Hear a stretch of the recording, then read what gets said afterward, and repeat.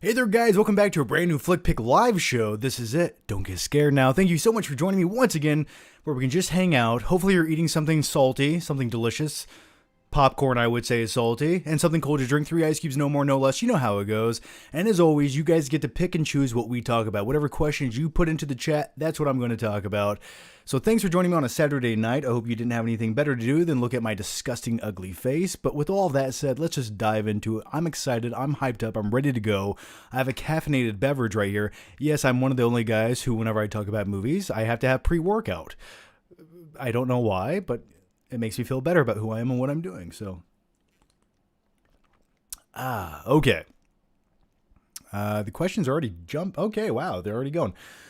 All right, the first one comes from Max Nugenbauer. I just saw Space Jam 2 today. Could have been better, but it wasn't too bad. Not as good as the first, but it's better than Back in Action. I don't know what Back in Action is, nor do I want to know. I'm glad I don't. I thought Space Jam 2 was everything wrong with modern day films. It literally had nothing to hinge on. So they just threw every Warner Brothers property that they owned. Like, here's a whole bunch of cosplayers dressed like Batman villains in the background. Okay, Mr. Freeze and Penguin. I did like looking at Penguin from Batman Returns. Oh, sure, my French flipper trick. Wah, wah, wah.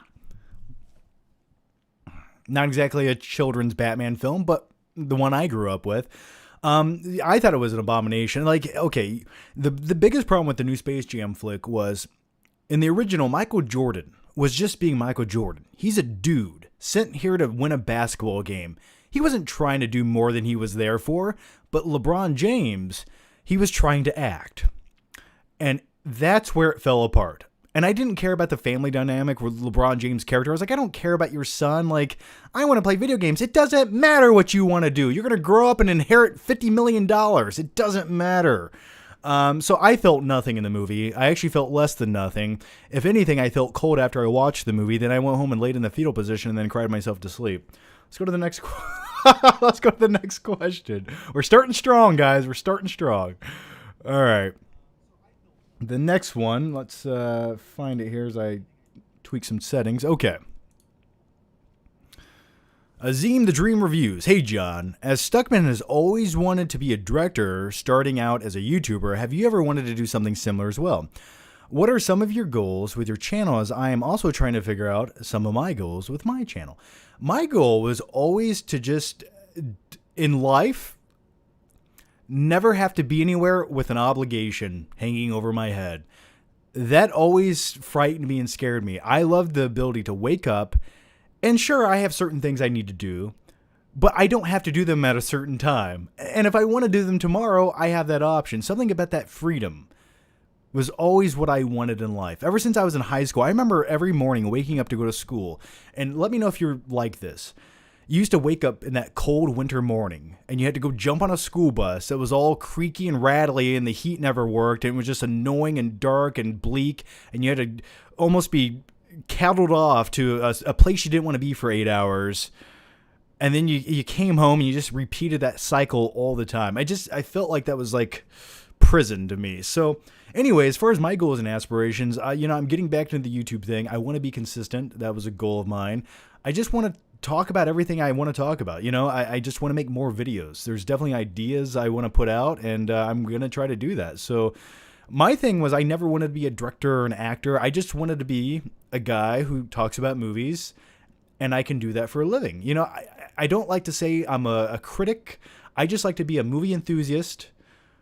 I want to be a man of the people for the people that gets to talk about movies on the internet. So that's really what I've always wanted to do. Now, if everything on YouTube blew up tomorrow, what would I do?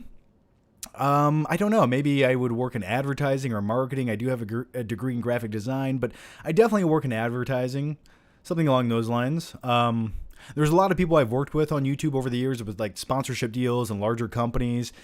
And sometimes I talk to these people and I feel like, well, I could probably do what you do, maybe slightly better.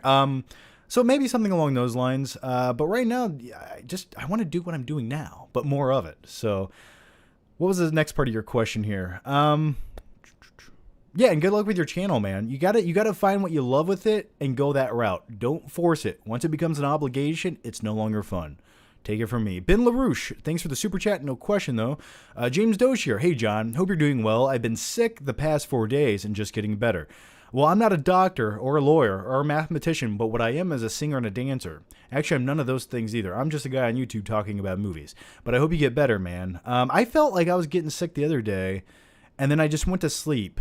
And then I woke up and snorted some vitamin C and instantly felt better. Don't snort it. Just take some vitamin C and zinc. Zinc is a key if you're feeling sick. So, all right.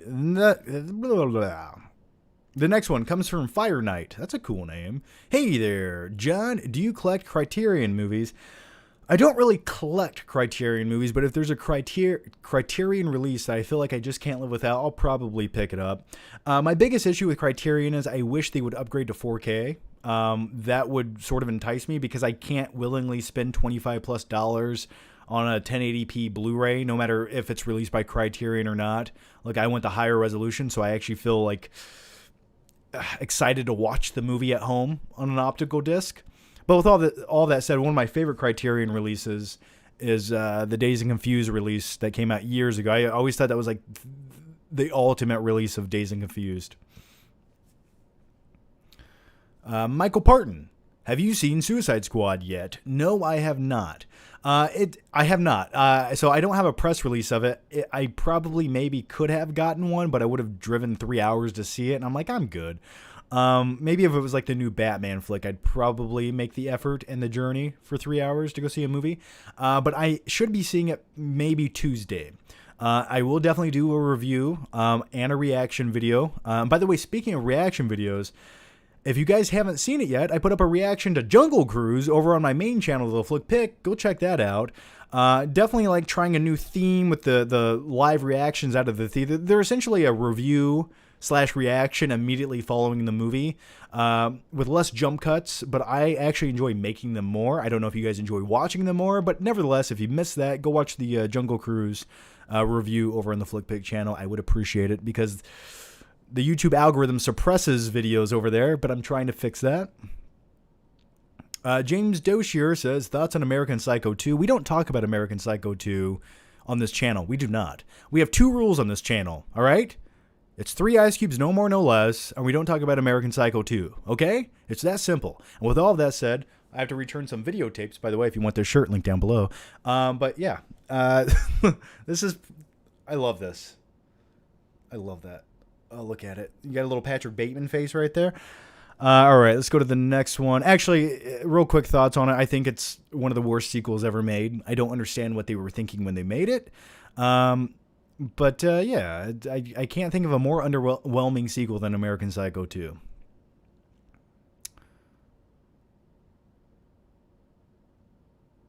Yeah, I can't. The next one comes from Brock Lohman. Sup, John? It's B-Rock again. I like that. I just got done watching a classic movie, Maltese Falcon, and it got me thinking, what is your favorite classic movie? Mine is One Flew Over the Cuckoo's Nest.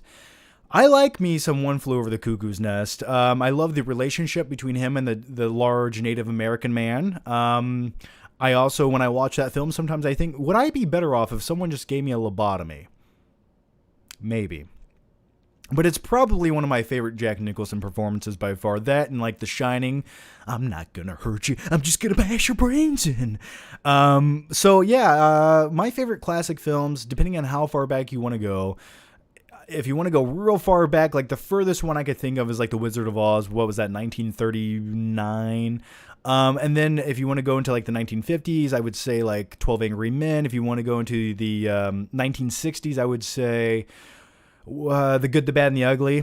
And then I would say in the 70s, though, is where like I start loving these movies. Like these are my rewatchable movies. I could watch them every rainy day. In the 70s, I'd definitely go with movies like Taxi Driver. I think would be my all-time like older movie that I really enjoy, that I would say it's a classic. I enjoy The Warriors, which came out in the late 70s, about a group of gang members from Coney Island who just need to get home, you know? And if you've never seen The Warriors, highly recommend it. There's actually a gang in that movie called the Baseball Furies. And the name says it all. They dress up like baseball players and they paint their face. But like if I was in a gang, that's the gang I'm joining. That is the gang I will be joining. Okay? Thank you. So yeah, anyway, let's and thanks for the super chat, man. Austin Rash says, have you seen The Green Knight yet? I have not seen The Green Knight yet. I do want to see it. I've heard mixed reviews, but it's what I expect from an A24 film, sort of a slow burn, but with a fantastical vibe. Some people might say that's boring at times. I think that was the biggest complaint. A few people said it was boring, but I definitely do want to check it out. Maybe I'll try to see it, what's tomorrow? Maybe tomorrow night? I'll see. I have a friend that I see movies with, so I'll see if he wants to see The Green Knight tomorrow. I could watch it. Yeah, I was going to see it the other day, but I just got a little too busy that day. But yeah, I'm going to see it. And if I do, I'll do a reaction I call them reactions, but they're basically reviews in a parking lot. Let's be honest. It's essentially everything I would say in a review. So yeah, I'll definitely do one for it. Just JDD24. Hey, John, do you have any good stories about watching a movie at a drive-in? I went to a drive-in yesterday, and the car in front of me had their trunk open, which covered half the screen. That's when you walk up to that car, and you just go, no, no, no, and you slam the fucking trunk down, and you scream. And then the cops get called. But you got to do what you got to do for the great theater experience. So I have not been to a drive-in. When I was a kid, my dad had a van, and me and my sisters would all load into this van. We had tons of snacks, and we used to we were poor when I was younger, so we would make tons of popcorn and put it in a large paper sack, like a grocery store paper sack, a huge one, and just eat that during the whole movie. And we'd open up the back doors of the van, and just like there was like a chair that folded down into like almost a bed. And I just remember like that's how we watched movies at the drive-in. And that was back in the day when you didn't connect your radio to the drive-in. So now you have like this nice juicy audio pouring into your vehicle as you watch the movie. Back then, you had that shitty little metal speaker that clamped onto your window, and it was just like it just rattled the whole movie. But you didn't care about those, you know? I miss those days. Everything was so much more pure and simple. So I have not been to a drive-in since I was probably maybe a teenager or a kid, but I do want to go back. I believe there's a drive-in like close by. So I definitely want to check it out at least at some point.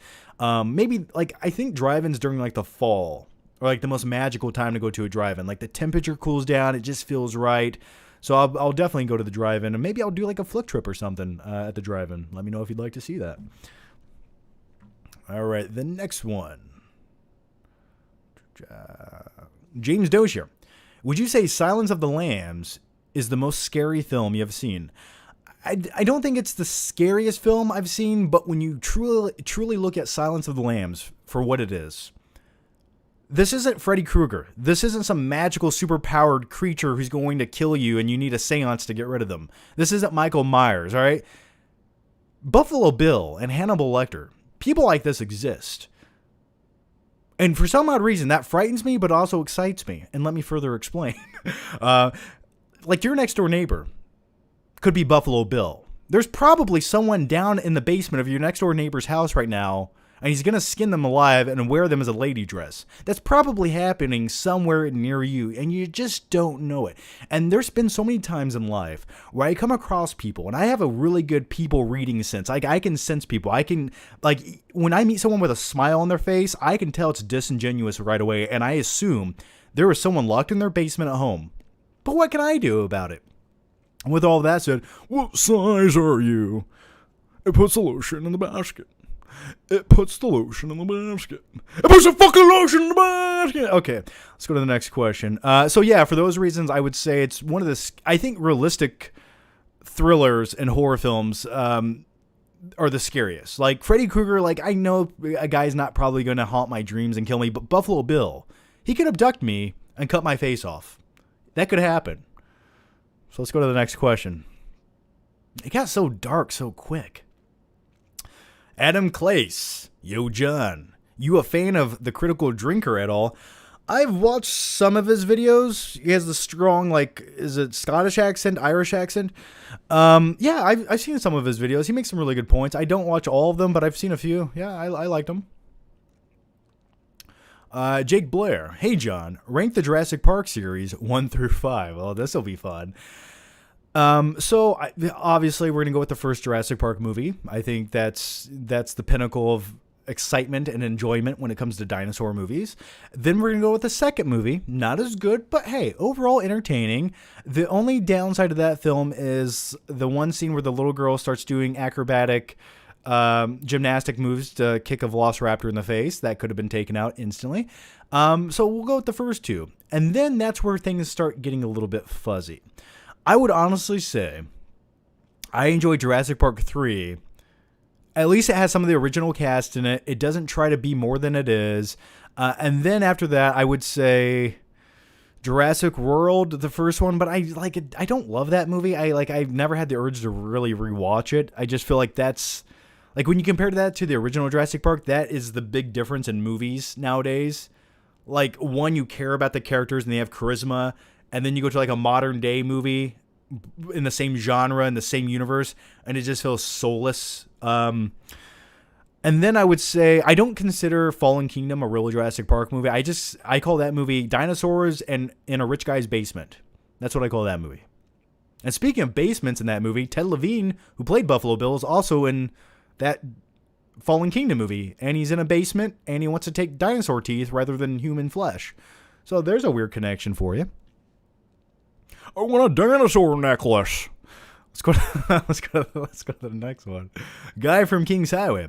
Huh? What am I? What is this? I'm lost. I don't know what that quote's from. I don't know if that's a quote from a movie. I can't. My brain can't go that deep right now with that. But thank you for the question. Fabian KR. Have you or do you watch any of Arrowverse shows? You combine some weird words there, and I'm trying to make sense. So have I watched the Arrowverse shows? No, I have not. I typically stray away from the CW shows or the universe of CW anything. I'm never that pleased by them, unfortunately. So I'm not a big fan of the anything CW when it comes to comic book shows. Brock Lohman, thoughts on the new Scream movie? I'm excited. I like how the original cast was returning. I wasn't a big fan of any of the sequels following the original Scream film, which I really enjoy. I'm looking forward to it. I hope they get it right. I think it'll be nice to see everyone come back. And I don't know a ton about it right now, but I don't want to either. But I'm definitely going to check it out. Yeah. Carter Lovejoy. Do you hate it when some 4Ks don't include the regular Blu-ray in them? I usually like to have the regular Blu-ray in case I take a film over to a friend or family's place where they don't have 4K. Yeah, it's like, why would you not just like all of that conclusive optical disc content in one case? I do agree. And then also it's the smart thing from a marketing standpoint is why not just have the 1080p version in there and then the 4K version? Because sometimes the mindset could be, okay, I don't own a 4K setup yet, but I'm going to upgrade and pre-plan for the future. So I'm going to buy the 1080 today so I can watch it, but I'm future-proofing so I own the 4K. That's usually the mindset, I think, is why they combine both in there. If I was a consumer, that's the one I would go for. It's like I would rather have both, of course, but thank you for the question. Cleric Morty. Hey Johnny, you gonna collab with Stuckman soon? I don't know. He seems like a busy guy, man. So I just let him do his thing. We've talked every once in a while. We message, we catch up here and there, but I think he's just doing his own thing. So I'm gonna let him fly far, far away. Discs are dead. The day discs die is the day a part of me dies. In a way, the optical discs are dying down. They're condensing. But there's always going to be that niche market who wants an optical disc because people are videophiles. They know that's the best presentation to watch a movie at home. Streaming is not the best, unfortunately. All right, the next one. Someone said Honeymoon in Vegas. I did watch Honeymoon in Vegas based on the recommendation of some. I forget who told me. Somebody told me to watch Honeymoon in Vegas. Starring Nicolas Cage, came out in 1992. And also Sarah Jessica Parker's in the film. I did watch it on HBO Max if you do want to watch it. I liked it. It's okay. It sort of reminds me of like a few other movies combined. There was that one Woody Harrelson movie with Demi Moore where the guy wants to buy his wife for a night.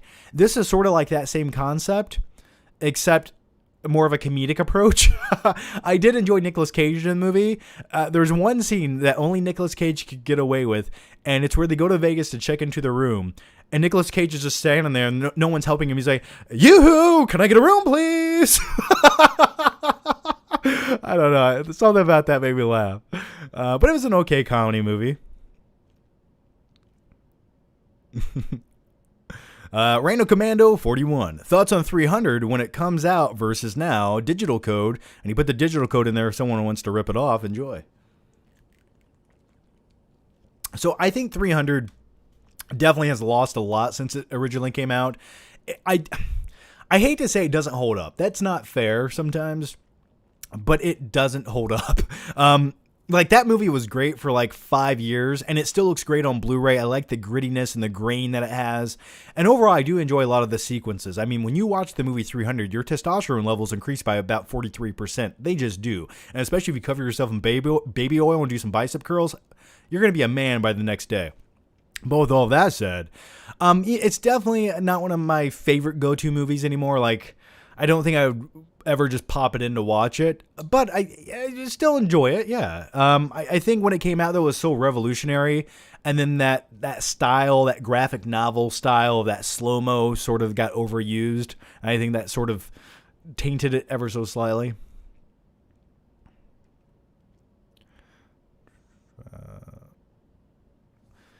Michael Parton. What was the point of Joel Schumacher's bodysuit fetish in his Batman movies? I believe he has said he essentially wanted Batman to look like a Greek statue. And when you look at a Greek statue, well, his junk's out, it's dangling, it looks like it's a little bit cold in the room, and his nipples are hard. So when you combine all those things together, that's sort of what we got with the George Clooney Batman suit. So I think that was the thing. And Joel Schumacher was, he was a fan of, men. So, I mean, he, of course, wanted his Batman to look as sexy as he could. And I respect that. But if you're going to watch a Joel Schumacher movie, I'm not going to recommend any of the Batman movies. But I'm going to recommend two Joel Schumacher movies. One is Falling Down, which I need to buy on Blu-ray or 4K. If it's on 4K, I will go buy it. That's what I want to get. Love that movie. And then the second one, it's a little bit dark, it's a little bit seedy, and it's definitely not a family film. But if you do show your family this film, they're probably going to not look at you ever again the same way.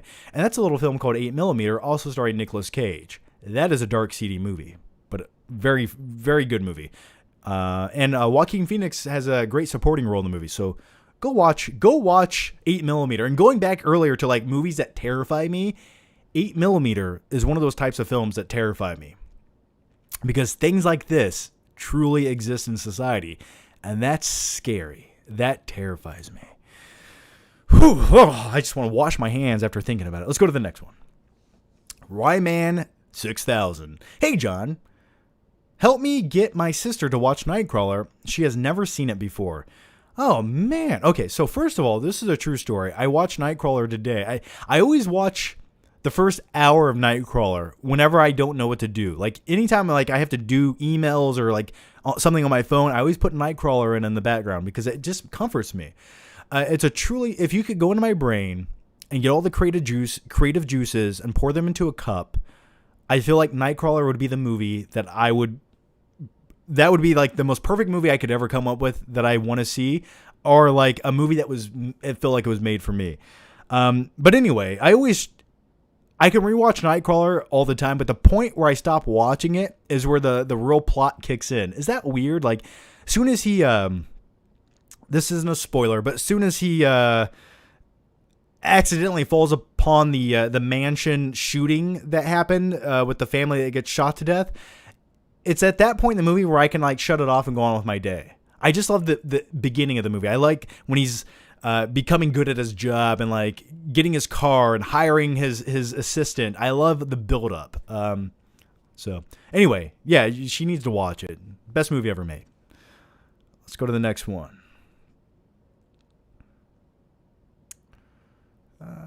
Carter Lovejoy. I think your recent out of the theater reviews should be your new Stardust rip reactions.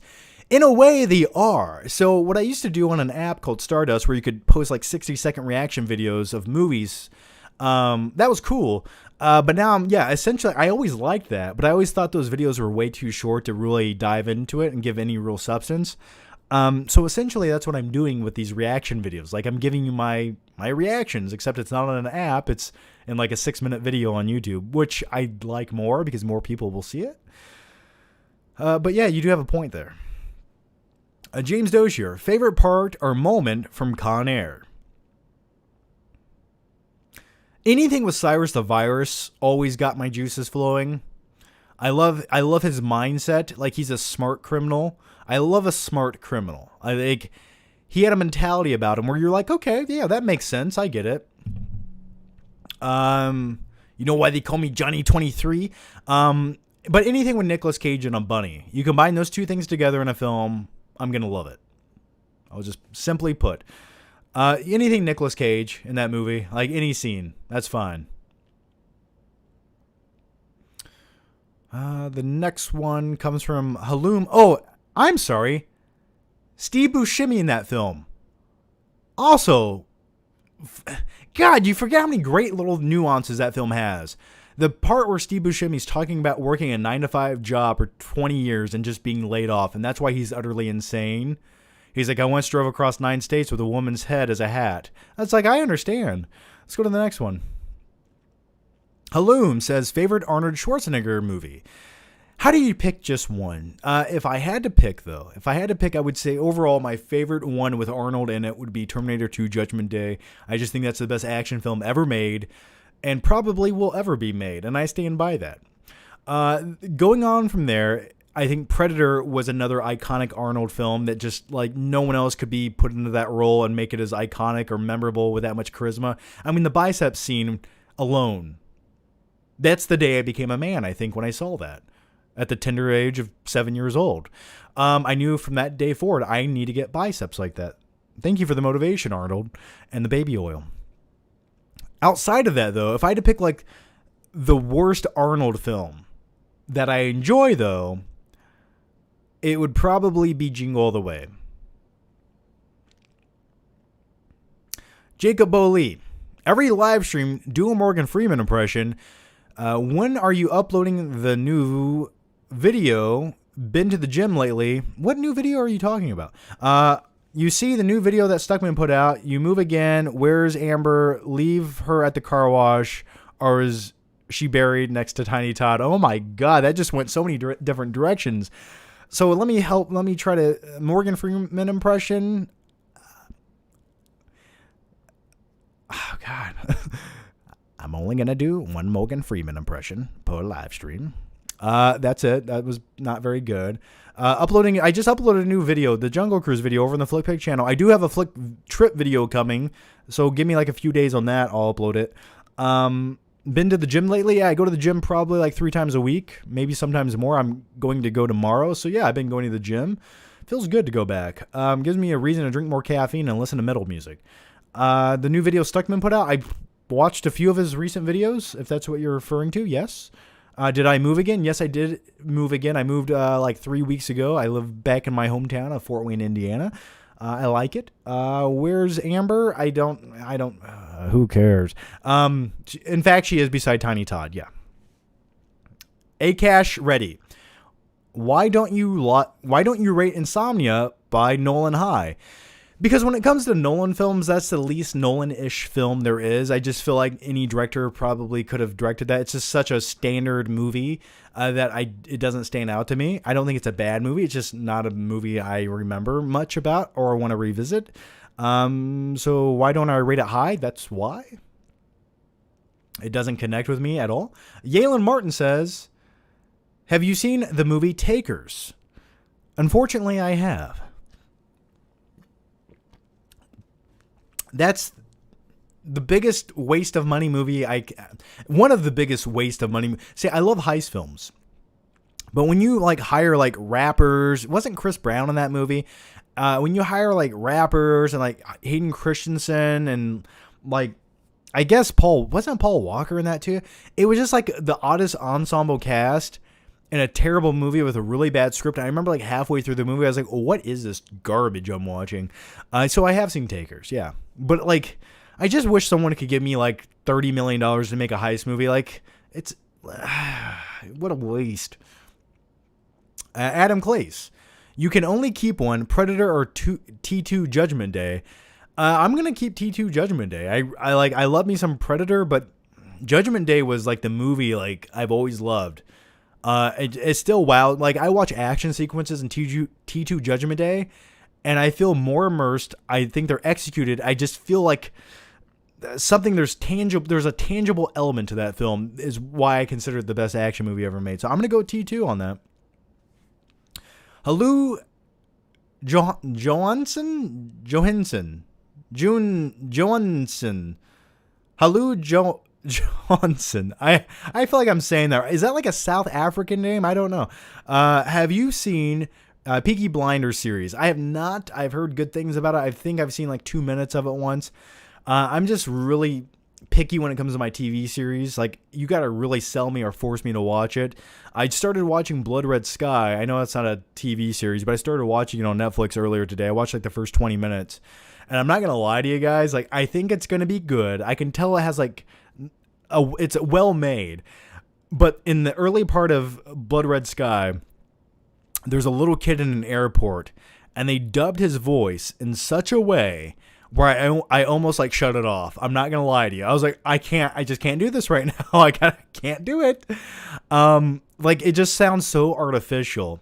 Hi, mister. What are you doing? Like, who is this kid actor doing the dubbing? Like, what? It reminded me of the little kid that dubbed the voice in Rumble in the Bronx for the little Asian kid. I think his name was Danny in the wheelchair.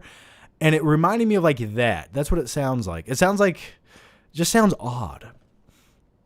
That's my rant. Okay, let's go to the next thing. Stephen Bush. Stephen Bush. If I'm being honest, I prefer my Manhunter to The Silence of the Lambs. Ooh. I like Brian Cox a lot. The guy in the flaming wheelchair is simultaneously hilarious and cool, and Michael Mann's style is awesome, as he's one of my all-time favorite directors. Yeah, I'm going to disagree with you, and that's fine. I actually think Red Dragon is better than Manhunter. I actually think Red Dragon's far superior of a film, which is essentially the remake of Manhunter, but I think Silence of the Lambs is by far the better movie compared to See, Brian Cox, he's a good actor. But if you have to pick who is a better Hannibal Lecter, I think that's like a night and day comparison with him and Anthony Hopkins. Like, night and day comparison. Also, the biggest detriment to me when it comes to Manhunter, directed by Michael Mann, is I like Michael Mann. I really do. I love movies like Heat, Collateral. But something about Manhunter just felt so 80s. Like, it felt instantly dated.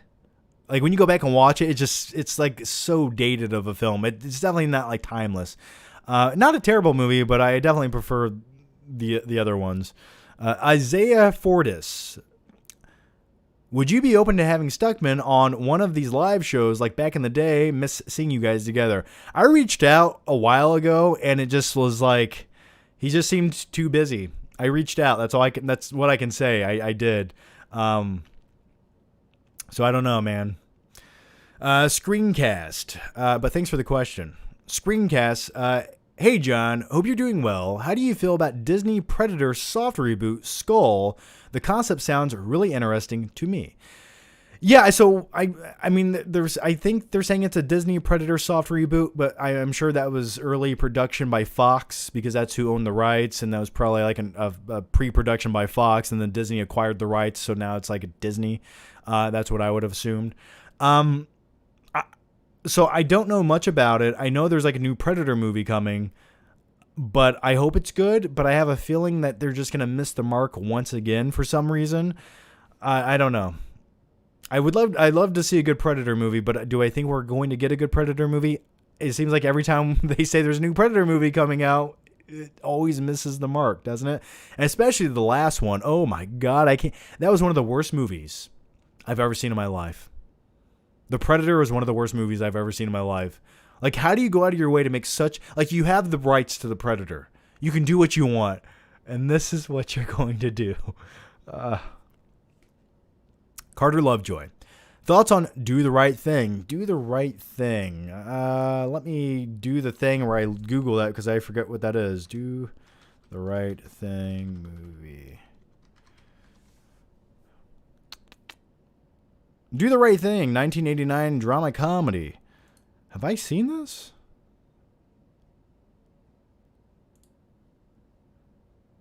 I don't think I've seen this. I don't think I've seen Do the Right Thing. Maybe I have. Maybe I watched it on like HBO as a kid and I just forgot it existed. Yeah, I can't think of... I just can't recall seeing this movie. So I have nothing to say about it. But now I kind of want to watch the trailer for it now. Is it good? Did you like it? All right, let's go to the next one. Just JDD24, is there a good movie that you think has too long of a runtime? Also, I'm glad you finally watched Honeymoon in Vegas, even though you thought it was okay. Yeah, I thought it was okay. I mean, it was like a good 90s comedy movie that I'd never seen, and I was glad I watched it. Anytime I can watch a Nicolas Cage movie, I'm always going to find some kind of enjoyment in it. And I don't think Sarah Jessica Parker has ever looked more attractive than in that movie. Just my thing. What was the question? Oh, yeah, movies with... I think every Pirates of the Caribbean movie, other than the first one, has way too long of a runtime. I think all the Transformers movies, other than the first one, have too long of a runtime. Like, these movies should not be 2.5 hours long. Like, they just don't justify that. The fact that they are just baffles my brain. I don't know why they do that. Like, even Jungle Cruise, I watched that, and it felt like it was easily 15 minutes too long. It was only 2 hours, but it just felt like 15 minutes, chop it out of this movie, no one's going to miss it. So I would say those are a few movies that felt way too long for their own good. D-Train says, have you seen In the Heights yet? If not, why? I don't know why. I'm sorry. But I don't think I have. It's because you don't like musicals, and I implore you to give the film a chance. I am furious that you and other reviewers have not reviewed this movie, yet instead we get Space Jam 2, best movie of 2021. Sometimes you gotta sacrifice your footing for a kill stroke, young man. I have not seen it. I'm not a big fan of musicals. I typically never really go out of my way to watch musicals. It's just one genre that... Like, it's like when they, like, it just takes me, I'm singing about the plot of the movie. Like, I'm just like, I don't care. I'm sorry, I don't. Like, if I want to see a musical, I'll go to Broadway and watch one. I don't want to, I don't like, but with all that said, though, there are musicals that I like Willy Wonka and the Chocolate Factory. Probably my favorite musical of all time. I think that's phenomenal. Wizard of Oz, another great one. If I had to pick one from recent, I would say La La Land was another one I enjoyed. So I'll look into it. To go out of my way to watch it, I don't make any promises. Jake Blair, by the way, guys, I'm about 9 minutes behind on the questions, so yeah, I'm doing my best to get through them. But thank you guys for the questions, and thanks for joining me. We have 392 of you glorious, magical, mystical people here right now watching, so thank you for that. Do appreciate it. Actually, we have 405, I think. So either one, 392 or 405, either way, thanks to all you guys watching. Isn't it bizarre with technology? Like, there's like 400 of us gathered here right now. Something about that's weird to me. It's scary and weird and exciting at the same time.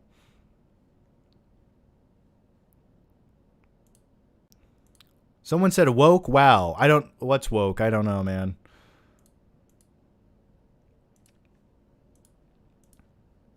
All right, the next one, if I can find it, there we go. Oompa Loompa. Yeah, I've always wanted to own a Oompa Loompa. Okay, so I will not change my opinion on that. Okay? Say what you will.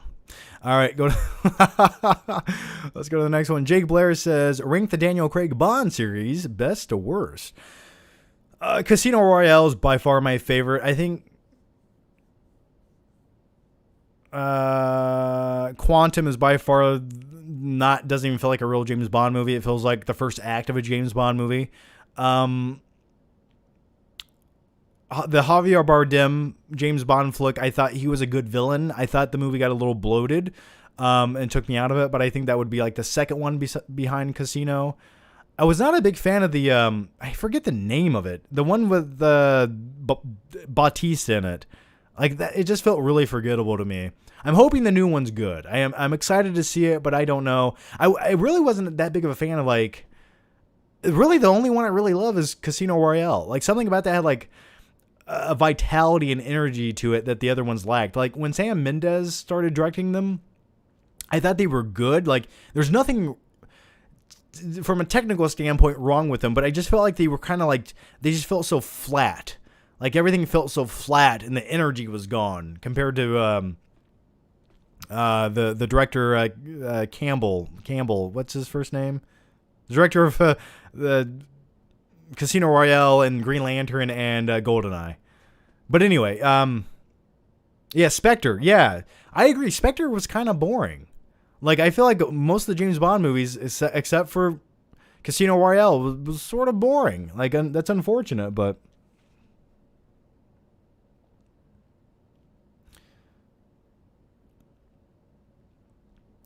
Tyler Blowers.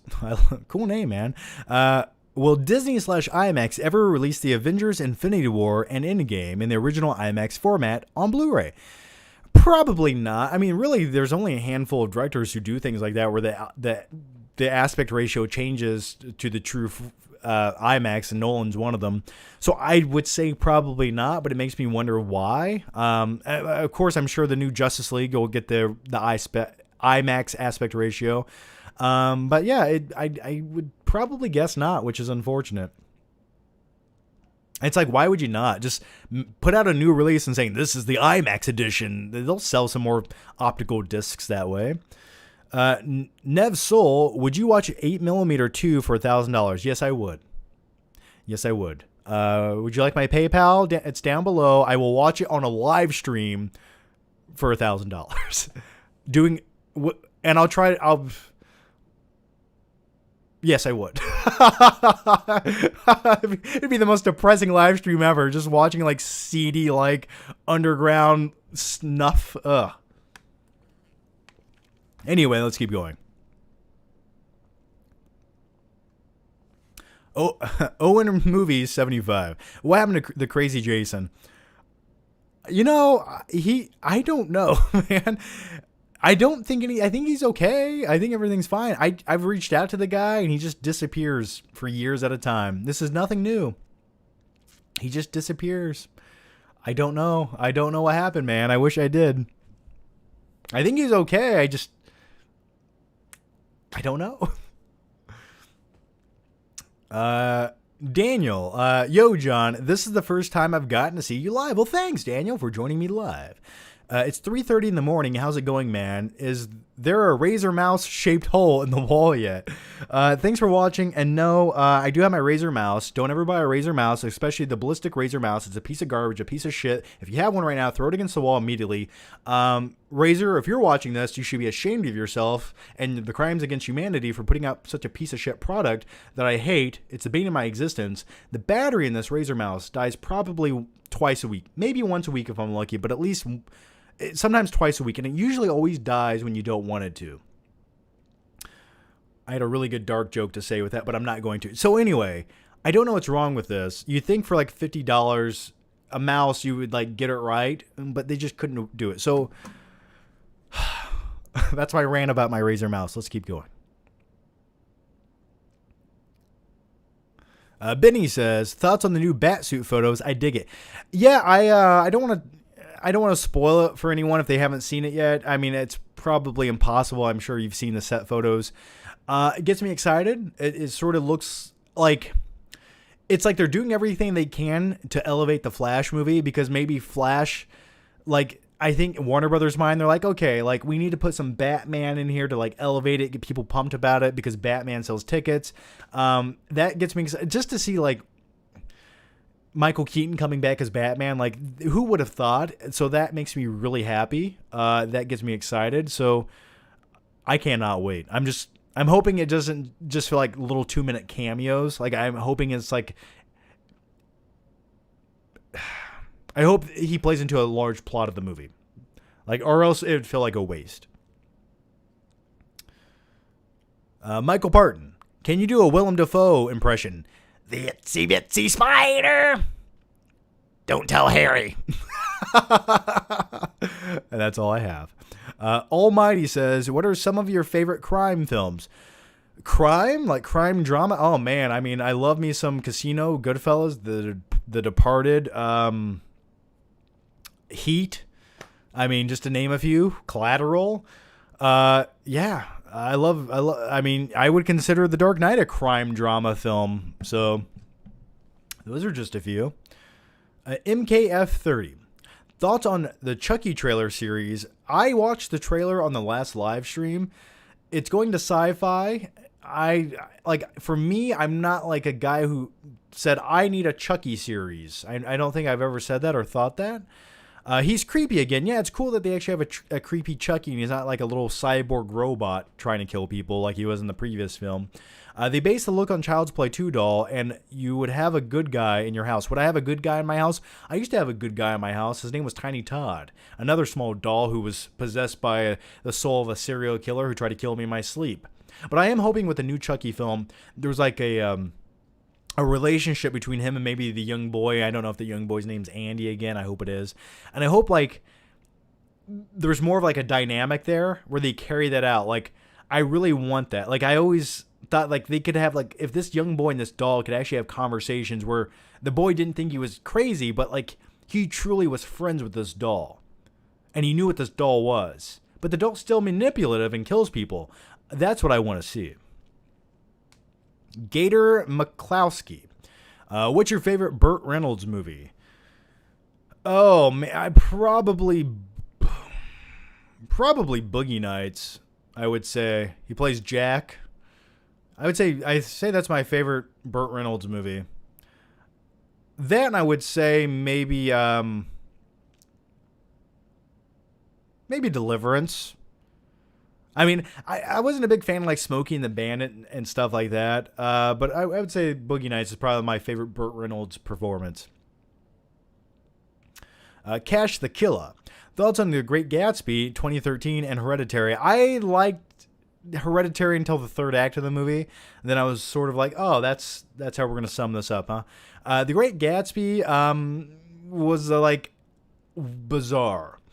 Just kind of a bizarre movie. The way it was shot was just...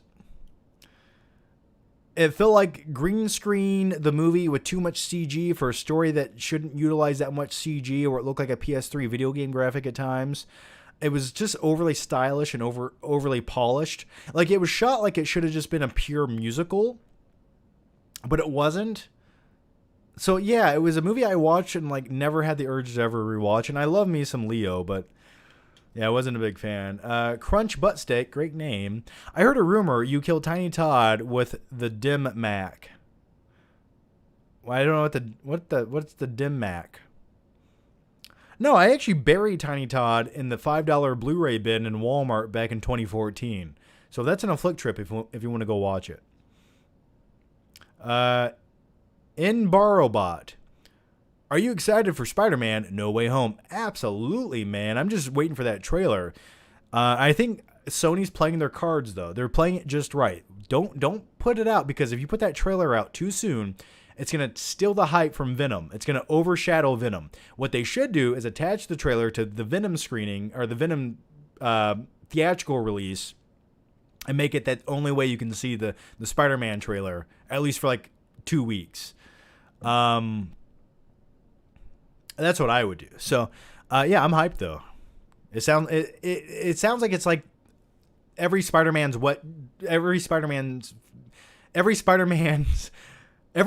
fan's wet dream. Like this is you're literally going to shoot your web with this movie. So, I'm excited. Johnny says, "Hey John, other than Nightcrawler and Home Alone 3, what film gets better every time you watch it?" Oh God, Home Alone 3. We talked about bad sequels earlier. How do you go from a Macaulay Culkin to that little kid? Ugh. What film gets better? Two films actually have gotten better every time I watch them. One is Hateful Eight, truly underrated Tarantino film. And I would say like Once Upon a Time in Hollywood got better upon rewatch. There's a I'm trying to think. There's probably like a handful of other movies I've enjoyed more upon rewatch. What I would say right now, those are like the two most recent ones. Yeah. Landon says, in your opinion, how many humans do you think it would take to defeat a fully grown silverback gorilla? Let's say the humans were just average Joes. So they have no fighting experience, ability, or toughness, or extraordinary human strength to them? Well, that's a great question, Landon. And here's my scientific answer to you. I believe a gorilla is like, what, 4 to 6 times stronger than a human? So I would say it would take at least 8 human men to take down a silverback gorilla. Maybe 10. I don't know. I would say 8 to 10 men to take down a silverback gorilla. And that's the kind of answers you get right here on the FlickPick Live show. So thank you for that. As much as I enjoy making these, your questions entertain me probably more than I entertain you. So Greg Z says, have you seen the 2005 movie The Sound of Thunder about a time travel tour company? It's worth watching just to see the CGI cars. That sounds phenomenal. The Sound of Thunder. I don't think I have seen that. Are the CGI cars atrociously bad or very good? I'm hoping they're really bad. But now that got my attention there. What's it? The Sound of Thunder? I'll Google it real quick. The Sound of Thunder movie.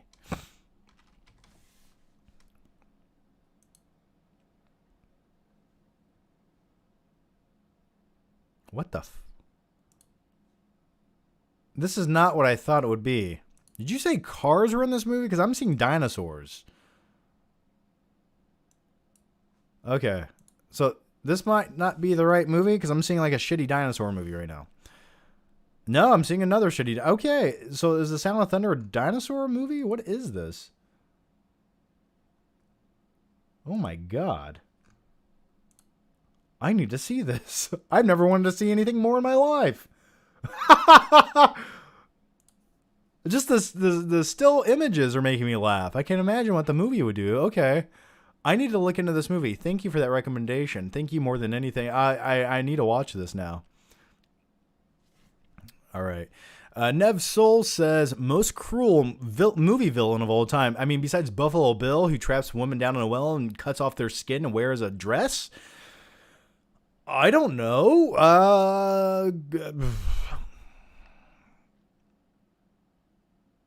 I can't think of anyone worse, to be honest with you. I mean, I'm sure there's worst villains, but God, well, gosh, I don't know. I can't really think of anyone. I'm going to go Buffalo Bill. Maybe Cruella de Vil, though. Cruella de Vil, at least from the animated 101 Dalmatians, this is a lady who wants to kill puppies to make a jacket. She wants to kill 100 plus puppies to make a jacket. Could you be more villainous than that? I take that back. Buffalo Bill is a good guy compared to Cruella de Vil. Okay, you can torture people, put them in your well, whatever. Cut off their face. It's fine. But when you want to kill puppies, no, we're going to have words. I'm going to take your hand, I'm going to slap it like that. Let's go to the next one. I love this question. Elliot Cecil, are you excited for the new West Side Story movie? No, I'm not. I'm really not. I'm sorry. Why? Like, out of all the things, Steven Spielberg's directing it, right? I'm just like, out of all the things you can make and direct, this is what you want to, you want to make a remake. Okay. I'm not excited for it. I'm just not. James Dozier says, have you seen the movie Free Willy? Of course. Yes. Yes. That was a great movie in the 90s. I really enjoyed it. I could rewatch it again, actually. I think it's on HBO Max, right? Ronnie6751 says, hey, John, big fan. Well, thanks, Ronnie. Which Marvel character is more sexy, MODOK or Venom? Oh, I'm going to go with MODOK. That little floating head, you can just take it and put it wherever you want.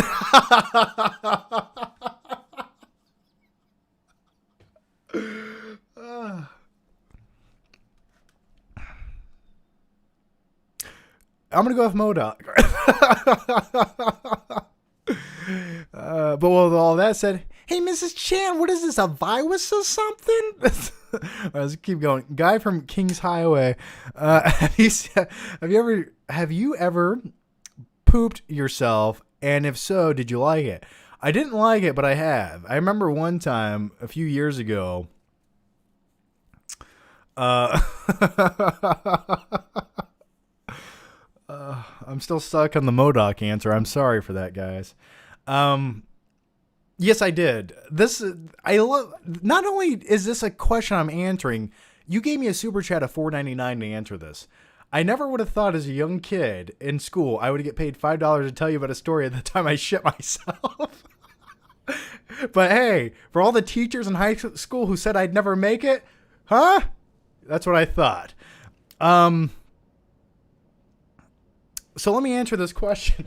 So years ago, I think I was drinking a lot of protein shakes and I had an upset stomach. So I went to bed that night in the nude. And there's nothing better than sleeping in the nude. I'll tell you that right now. It's so freeing. And then in the middle of the night, I thought I had to pass some gas. But I passed much more. God, it's so gross. But yeah, I had to change the sheets. Let's just keep going. I'm sorry. That's so gross. But I got to give you guys if you come here, you know you're going to get the truth. The raw, visceral truth. And I know it's not what you always want to hear, but it's always what I'm going to give you. That is my promise to you, and that is my guarantee. Let's just keep going. Marky Mark as MODOK.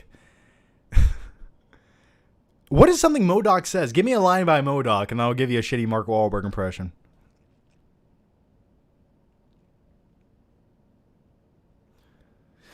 Steven Duran. Hey, John. So happy to have your live streams back. Well, it's good to be back. It's been a while since we got some. They're always so entertaining. Also, if I can get a shout out for my new YouTube channel I've made, it's all about movies and figure collecting. A channel is called Steven Duran. That's D-U-R-A-N. D-U-Ran. So check out Steven Duran's YouTube channel, man. I'll check it out too. I'll tell you, you tweet me a link to your channel. I'll check it out. Tweet me a link to like one of your favorite videos you've made so far. But that sounds cool, man. I like channels about like collecting figures and stuff. I think that's entertaining. Someone said burn those sheets. Yeah. But going back to Mark Wahlberg as MODOK, just imagine a little Mark Wahlberg head floating around like MODOK. Hey, you want me to blow up a planet or something? I can do it. So yeah, that would be great. I'm sorry, I don't know where I'm at anymore. Okay, we've talked about so many in the last 10 minutes. I feel like I'm a crazy man right now, just rambling. All right. Claudia Rogajon. Snake Eyes, because I like pushing myself with bad movies sometimes. I just want to know, was your jaw on the floor when you saw the 4 giant anacondas? In Snake Eyes? I remember snakes. Oh, yes. Yes. Okay, so in Snake Eyes, and I don't care if I don't even consider this a spoiler. Who gives a shit? In Snake Eyes, there's a point where like he goes into this pit and there's like giant snakes. And I literally thought these snakes were like some kind of holographic, some kind of like made up CG like training sequence he had to fight. No, these are real snakes. They look like PS2 video game graphics, but they're not even trying to look realistic. They look like optical illusions or something. I was like, what is this movie? I forgot that existed. I kind of want to forget that movie exists, but thanks, man. Yeah, that was a garbage movie. Hagulera says, do you think there'll be another movie that you can bring down Avatar from the #1 spot? Absolutely. Well, didn't Endgame, is it Endgame, didn't it win or was it off by like $10 million? It was so close, right? It makes you wonder if Endgame couldn't do it, what can? I think had 3D been a bigger thing with Endgame, it definitely would have taken the #1 spot easily because that was what Avatar had going for it. When you had to pay an extra $6 for a ticket, I think the new Spider-Man flick could possibly be the next one to do it. But the only unfortunate thing is theaters aren't quite what they were 10 years ago. I mean, with everything going on, it's sort of hard to do that. So I would say only based on the theater industry right now, that's the reason that it might not happen anytime soon. But I think the next Spider-Man flick would be the one to do it. Brandon Caterpillar, Edgar Wright just said TSS was one of his favorite comic book movies on Twitter. The Suicide Squad. I'm hyped now. I can't wait for it Thursday. Edgar Wright next at DC. Laugh out loud. Yeah, it makes you wonder. It seems like DC, if they had like a fun, kind of charismatic character that they wanted to bring to life, Edgar Wright would be a good choice. I mean, originally he was slated to direct the Ant-Man film, but he had a different vision for that film, and I think his vision would have actually made the movie stand out than just feel like another stepping stone Marvel movie. But yeah, I would love to see an Edgar Wright comic book flick. So yeah, I'm excited to see Suicide Squad, so I can't wait to check it out. Max Neugenbauer, Claude Frollo is the most evil Disney villain. Claude Frollo. Who the fuck is Claude Frollo? I'm trying to think which Disney. Oh yeah. She's a gypsy. Yes. Yeah, he is a good Disney villain. I vaguely remember him though. Hunchback of Notre Dame was never one of the Disney movies I always rewatched. But yeah, I do vaguely remember him.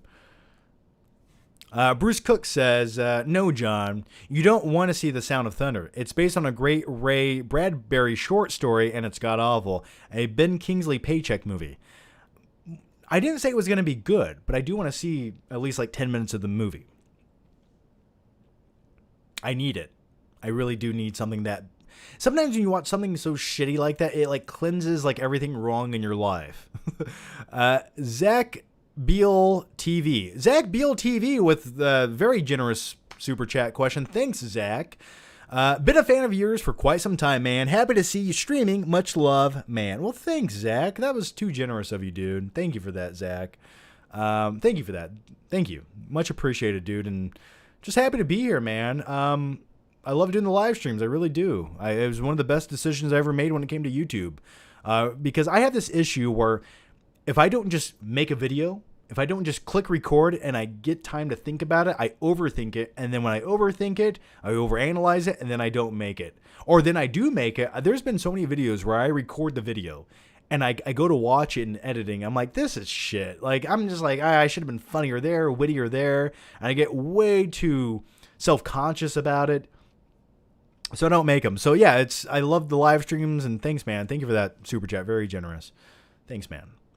Elliot Cecil, what is your guess on how many die in Suicide Squad? I don't even want to guess. I would say they at least want to carry the franchise, so I'm sure a few key players die. I wouldn't be surprised if like King Shark died. For some reason, I don't know this. I just feel like that would be one character like I could see dying. Maybe I'm crazy. Just JDD24 recently rewatched both Guardians of the Galaxy films. Favorite song that's featured in either of them? I liked the opening sequence to the second movie with like little baby Groot dancing around. I forget what was the song that played. I always forget the name of it. Maybe that. I'm trying to think. The thing that gets me most hyped, see, going into the next one, I feel like it's going to have a very, very strong 80s vibe to it. Or not the next Guardians, but the next Thunder. Why can I not think right now? The next Thor Love and Thunder movie, which is going to feature the Guardians of the Galaxy to some degree, that gets me most excited. I hope they have like an 80s theme, like soundtrack to that. That's what would get me excited. So I'm more of a fan of like 80s music as in comparison to like the 70s songs that they played in the Guardians movies.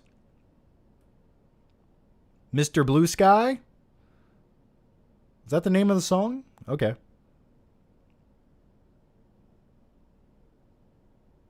Mr. Blue Sky. So that's the name of the song. Yeah, I liked that. All right, the next one. Where am I at?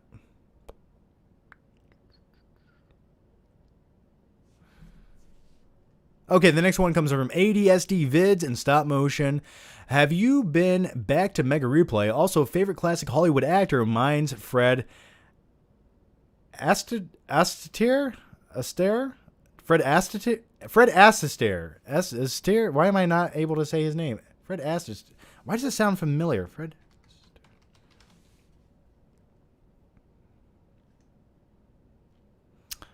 Oh, yeah, he was in, okay, he was in The Towering Inferno, Funny Face.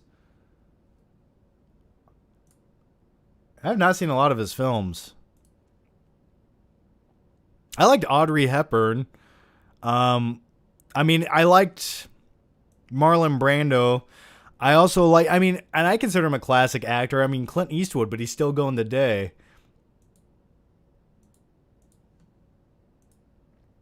I just loved the accents of classic movie actors. Ah, kid, you either get busy living or you get busy dying, huh? Here's looking at you, huh? Like, it had like a odd, like, transatlantic accent to them. I always liked that accent. Like, I wish I could talk like that. Hey there, guys. Welcome to the brand new Flick Pick Live show, you see? All right, let's go to the next one. Someone said John Cena's hilarious in Suicide Squad. I hope he is, because from everything I heard about him in F9, he was truly awful.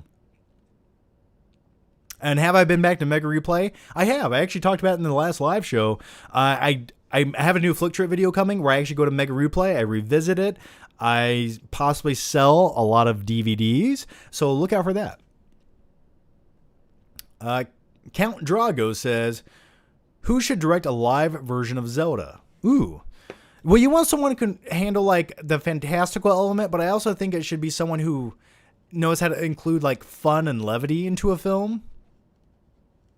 Not to say Zelda's a comedy movie, but I think you need like Matthew Vaughn. I could see like Matthew Vaughn directing it. Like, because he directed Kick-Ass, he also directed X-Men First Class.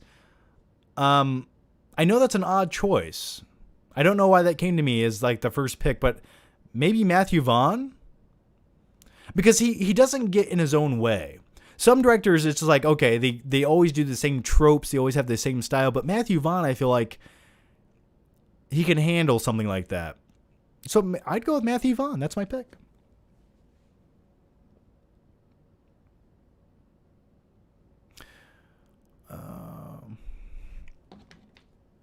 You guys are killing it with the questions. Oh my god. I thought we were done with the questions and I just saw like 10 pop up. Okay.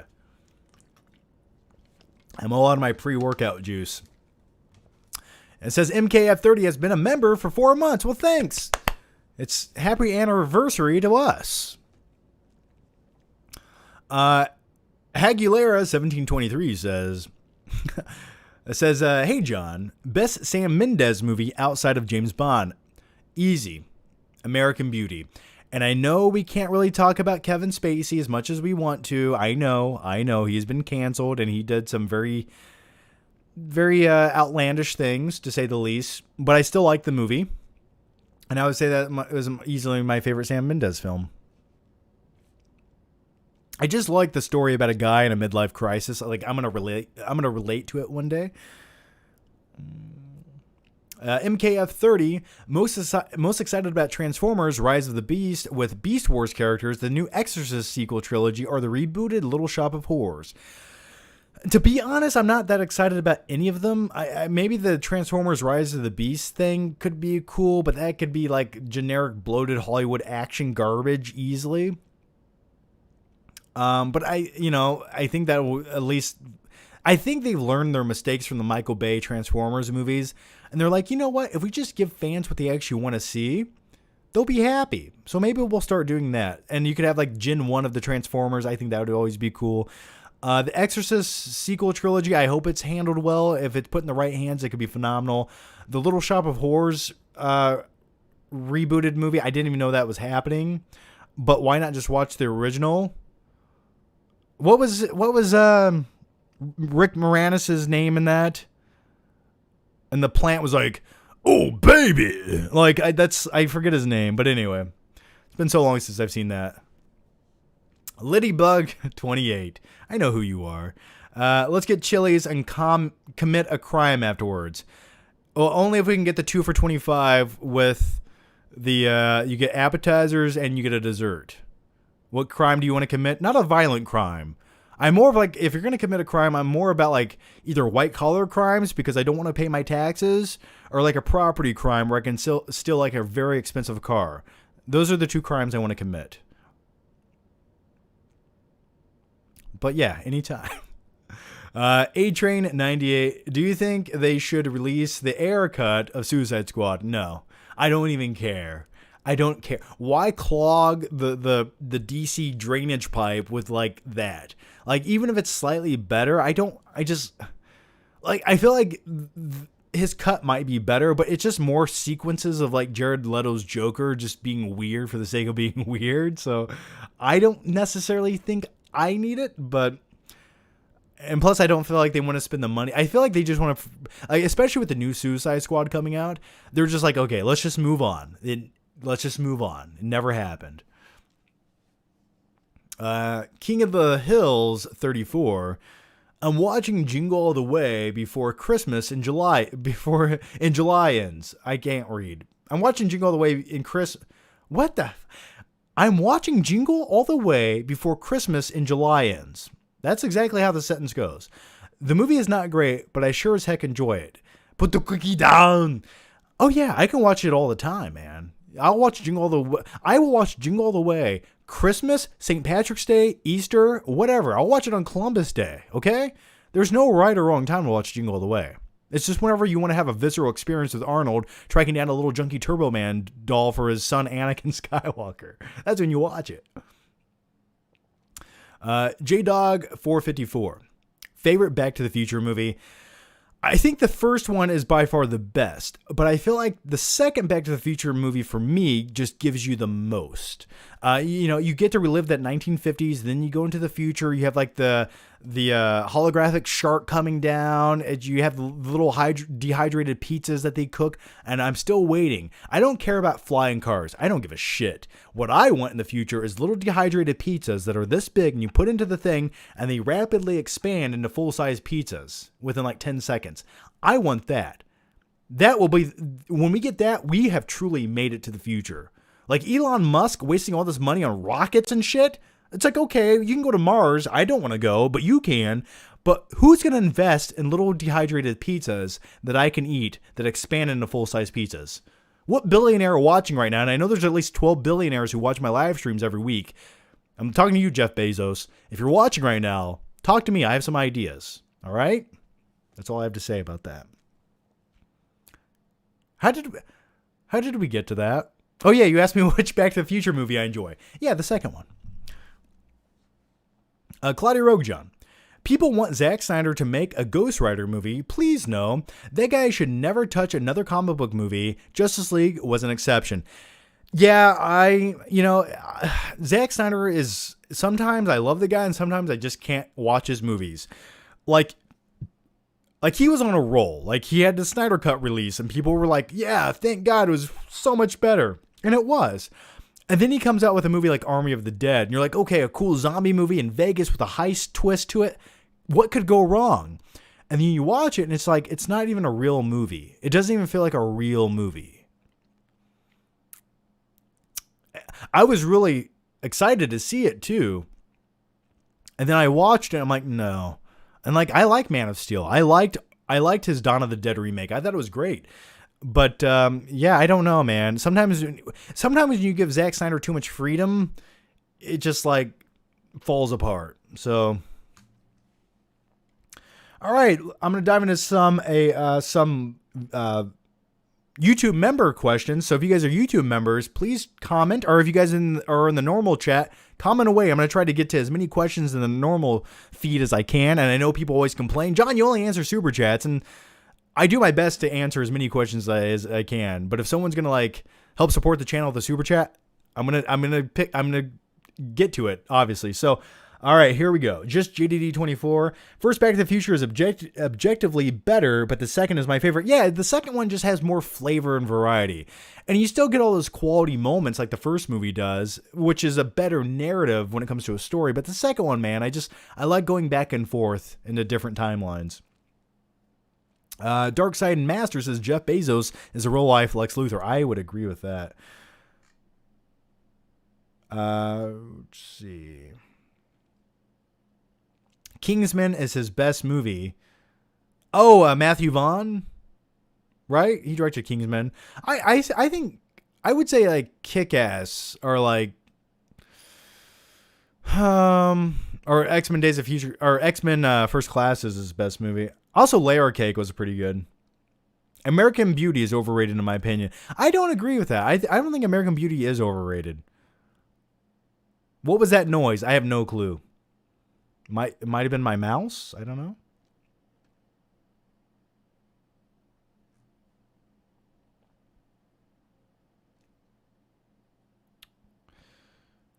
Dawn of the Dead is still my favorite Zack Snyder film. Yeah, I think you could easily say Dawn of the Dead, for objectively speaking, is like overall his strongest film. Like it's exactly what it should be. It's well made, and it's like a good zombie movie. So I would say, honestly, from a critical standpoint, I would say it's his best movie as well. Favorite horror movie villain? Easily Freddy Krueger. I think the charisma, the creepiness, the scariness, it's just so many things that culminate into one. I would definitely say Freddy Krueger. How do you feel about the sequel to Baby Driver? I liked Baby Driver. I definitely would watch it again. There's things I wish I could tweak and change about it that would just I would enjoy more from a personal standpoint, but I think there's room to make a cool Baby Driver sequel, definitely. I just hope the soundtrack's slightly different this time. Like, I wasn't a huge fan of like half the soundtrack to the first movie. Like the music that Baby listens to when he's driving away during his getaway scenes, I'm like, it's cool. I get why you like it, but for me, I'd be listening to like some Rammstein or like Master of Puppets by Metallica. Like, give me something like that. John, I need Drive on 4K. You and me both, man. What a great looking movie that deserves that higher resolution. I'm waiting for Nightcrawler on 4K as well. Most hated horror movie character. Most hated? Ooh, who do I hate the most? Maybe the Bye Bye Man? Maybe that's who I hate the most.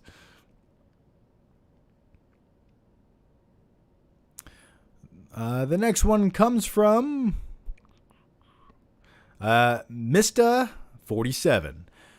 Who decides what movies get a 4K transfer and who doesn't? And why don't we have access to a 4K UHD of Drive and Nightcrawler yet?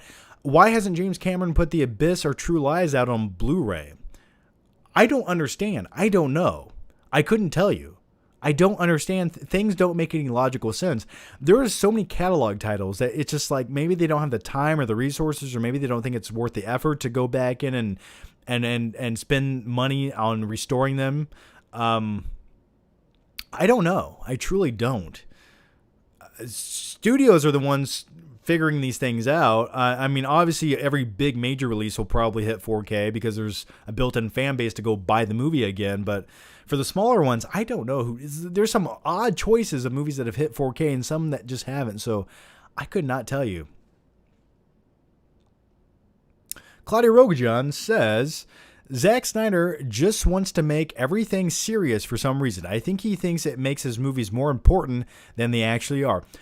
Yeah, sometimes you can come across a little bit pretentious, and sometimes there's nothing wrong with making something dark and mysterious, but like, if you're going to do that, that drama needs to feel like it's really dramatic with a great story and something to back it up. Because sometimes when you have something that's shallow, that's dark and seedy, it just comes across as like you don't care and all the fun is gone. So you have no real substance and you have no real fun. So there's nothing to latch onto. So that's sometimes the issue. Like just some of the plot points the convoluted plot points he allows in his movies, like in Batman v Superman, where you have like the convoluted plot by Jesse Eisenberg's Lex Luthor and just some of the performance that he gives in that movie. It's like, how did you allow this to happen in your movie? It's truly, I didn't understand it. It's just weird decisions like that. I'm like, that's why I question some of his choices.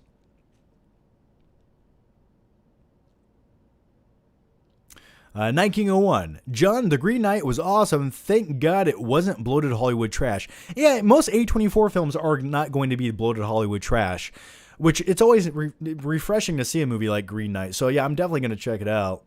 Benny says, your last 3 movies watched ranked. What did I watch? I mean, I'm trying to think what I actually fully watched. I mean, I watched Nightcrawler, I watched Point Break, and then I watched Batman 89. So I would say Nightcrawler is my favorite, Point Break is my second, and then Batman 89 would be my third. You want to get nuts? Let's get nuts. Yeah. Okay, the next one, and before that I watched 8 Mile, and I like me some 8 Mile. I forgot how 8 Mile, when you go back and rewatch it with fresh eyes, you're like, well, this was a really well done movie. There's like little subtleties in that movie that pay off. Like, I thought that was a really well done movie. I was like, gosh, that was a movie that aged well, if I had to say so myself. All right. Crunchy Nacho says, I wasn't a fan of Blood Red Sky. Very boring. I was looking forward to a really cool vampire movie. Yeah, so far it looks really well done, but I've only watched like 20 minutes of it, so I'm looking forward to finishing it. It'll be like the next movie I watch when I eat. Night King 01 had a message but was retracted, but either way, thank you, Night King 01. I think I read your question, though. Claudia Rogojan says, they put Scorpion King on 4K, but not True Lies. Laugh out loud. I know. Nothing makes sense, does it?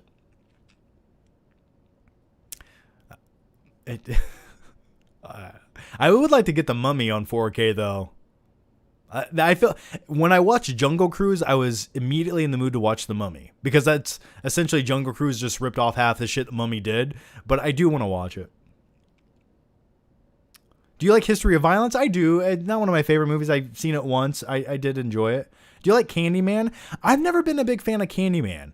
Something about the character just never felt like it had enough depth to it. Like, he wasn't that scary to me for some reason.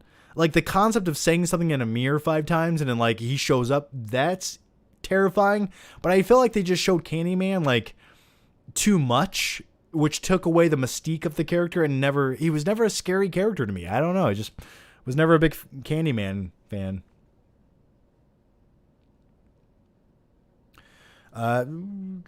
MKF30, I'm curious how True Lies TV series will be with Arnold and his daughter's character, Dana. I forgot they were making a True Lies TV series, but you could make a good series. Who's playing the Arnold character? Who's playing that character? Thoughts on John Cusack film, Gross Point Blank? I don't think I've seen it. I just watched High Fidelity for the first time, though, like 6 months ago. That was a good movie. But I have not seen it. Obed Arzaga. This is the list of movies I watch. Parasite, good movie. American History X, damn good movie. Hot Rod, and I know I say this all the time, watch 000. I will look into it. I have not seen it. But those are some good. I need to rewatch Parasite. I haven't seen it in a long time since it came out. American History X, probably the best Edward Furlong movie outside of Terminator 2 Judgment Day. MKF30, which are you more excited for? Halloween Kills and next year's Halloween Ends or Scream 5. Also, did you hear they're supposedly rebooting Final Destination and ever see I Spit on Your Grave movies? I have seen I Spit on Your Grave movies. I'm not movies I like to, like, that's one topic, like, something about those movies are really, like, I can never just, I'm going to watch a movie about this topic today, like, as I eat my frozen pizza. I usually like to watch more, like, epic, energetic, like, fun movies, if I'm going to go back and revisit something, but, yeah, as far as, which one am I more excited for? I would probably say the 2 Halloween movies, but I'm only going to be excited for Halloween Ends if Halloween Kills is good. And based on the other Halloween movie that came out back in 2018, that was sort of a letdown. So we'll see. I'm hoping it's good.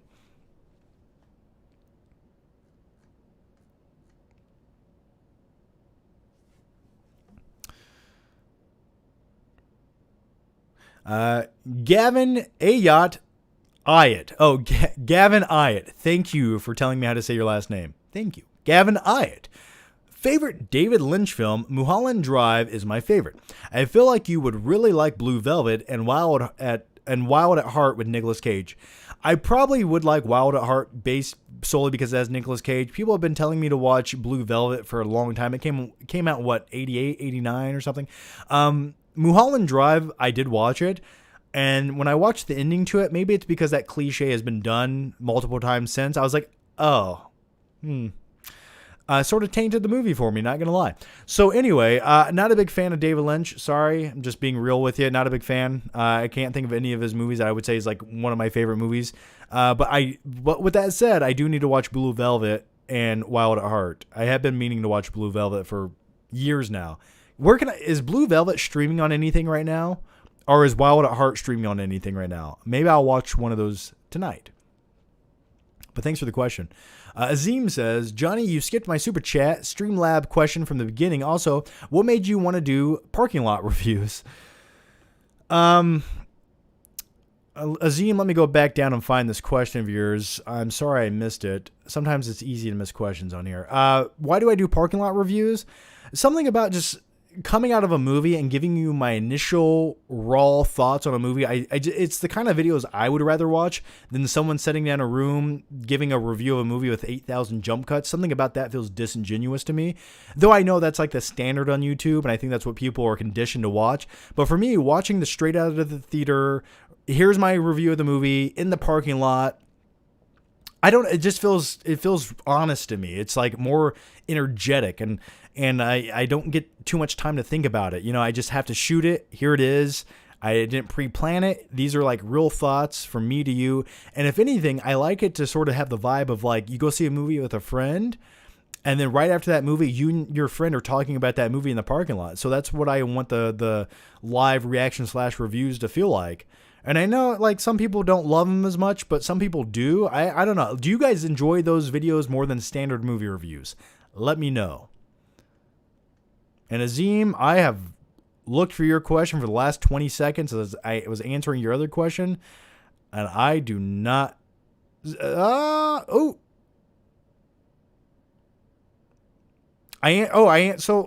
you asked the same question 30 minutes ago. Am I right?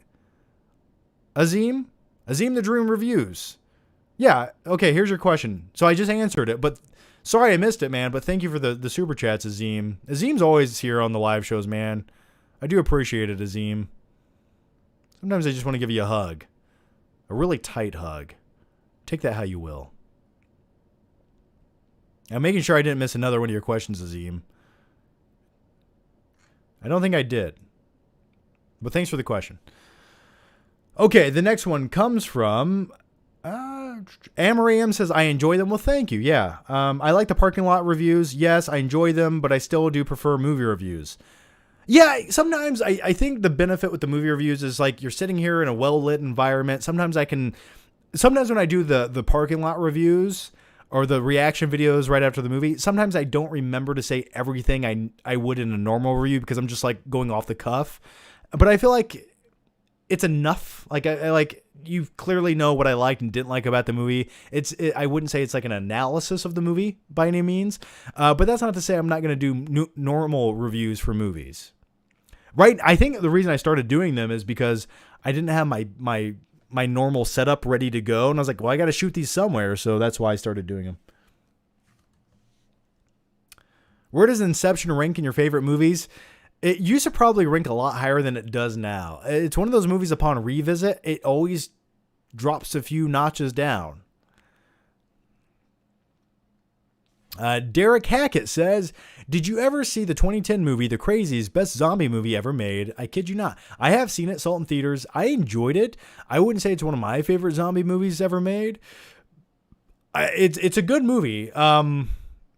It does feel like, it definitely feels like it has like that thrilling aspect of like not being too bloated. I did like that about it, but I don't know if it's one of my favorite zombie movies. I'm still waiting for like, I wish there were more choices when it came to like post-apocalyptic zombie movies. I feel like there's only a handful of great ones, and I wish that genre had more in it.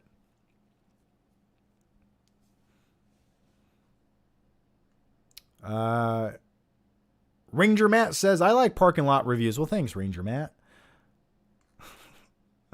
MKF30 says, what was better, Shaun of the Dead or Superbad? I am more of a fan of Superbad. That's just me. Like, when I think of like my high school life, Superbad is the closest representation that relates to like what it was like in high school for me. In some sense of it. Like, but I definitely have to lean towards Superbad.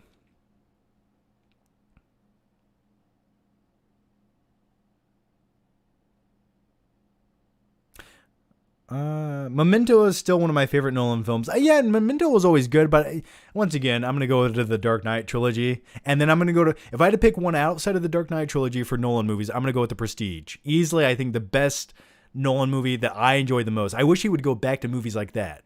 Like, I hate, every movie he makes has to cost $295 million. Like, go back to like something like The Prestige.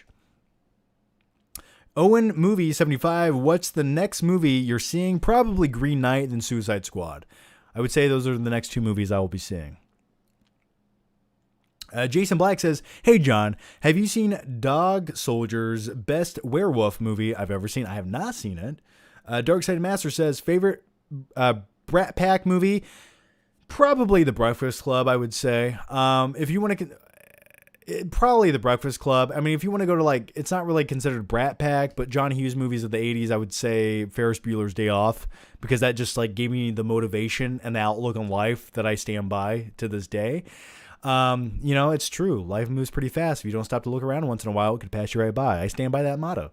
But I would say Breakfast Club easily. All right, guys, I'm going to answer just one or two more questions. I think I'm going to wrap up this live show because I'm getting tired and I want to go eat some frozen pizza. But yeah, before we answer the next few questions, I just want to say thank you guys for watching, joining, hanging out, for the questions, the donations. It really does help. And just watching, that's all I ever ask. Just come and look at my stupid face for a couple hours. Just JD24, thoughts on 1408.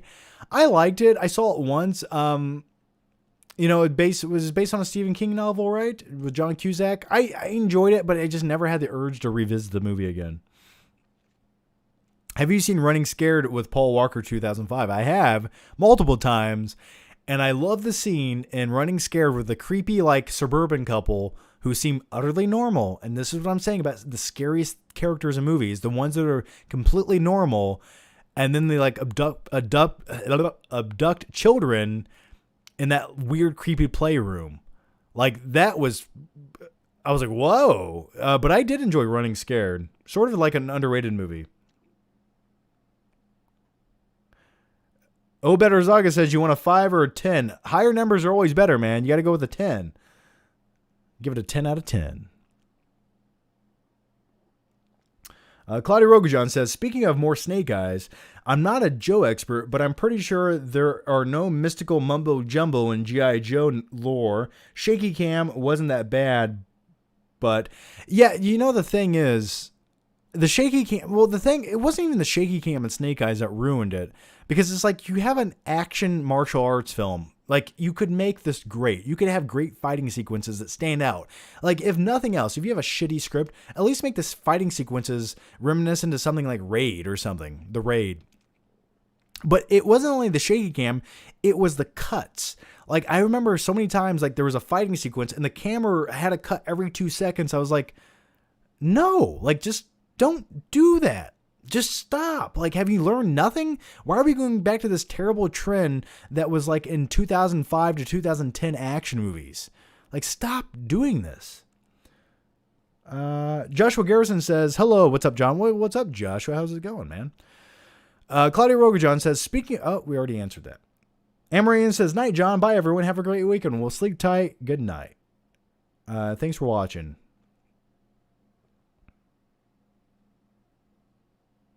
Did you like Far From Home, John? The Spider-Man sequel that just came out? Was that Far From Home? Yeah. Not really. No, I thought it was a waste of Jake Gyllenhaal and Mysterio. I really did. Yeah, essentially Spider-Man fights drones. I was like, ugh, that's underwhelming. Bucketeer, Jesus, man, what are you doing? That's too generous, Bucketeer. Come here so we can hug and flex biceps together. I'll bring the baby oil. Hey, John, having a great night. Hope you did too. Good night, and give your vehicle a deep clean. I will give it multiple deep cleans. Thank you for that, man. Very generous. Almost too generous, dude. Thank you. I can go through the car wash about 17 times now. Thank you. And every time I cleanse my car, I will cleanse my soul, and I will think of you as I do it. Thank you for that. I almost want to give you a deep cleaning. Take that how you will. That just sounds weird. I'll put a little Head and Shoulders on your hair, massage it into your scalp. Thank you for that, man. Joyride is awesome. Yes. Candy cane. Candy cane. I was just kidding around too, Candy cane. Oh, Rusty Nail. This is Candy Cane. You gonna bring the pink champagne later? I love Joyride. That is an underrated movie. I want to go watch that again. The only thing that takes me out of it is the fact that that car cannot escape a semi who can like top out at 65 miles per hour. It's like, you can go faster than this truck. Just keep driving. You'll escape. Crunchy Nachos has a smiley face. Well, thanks, man. You're a beautiful man, John. Well, you're a beautiful man too, Ethan.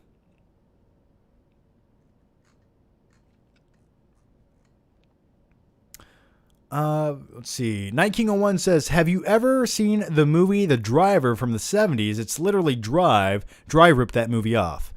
I don't think I have. It's called Driver? Maybe I have. Does it even have like a noir vibe to it? I need to look into this.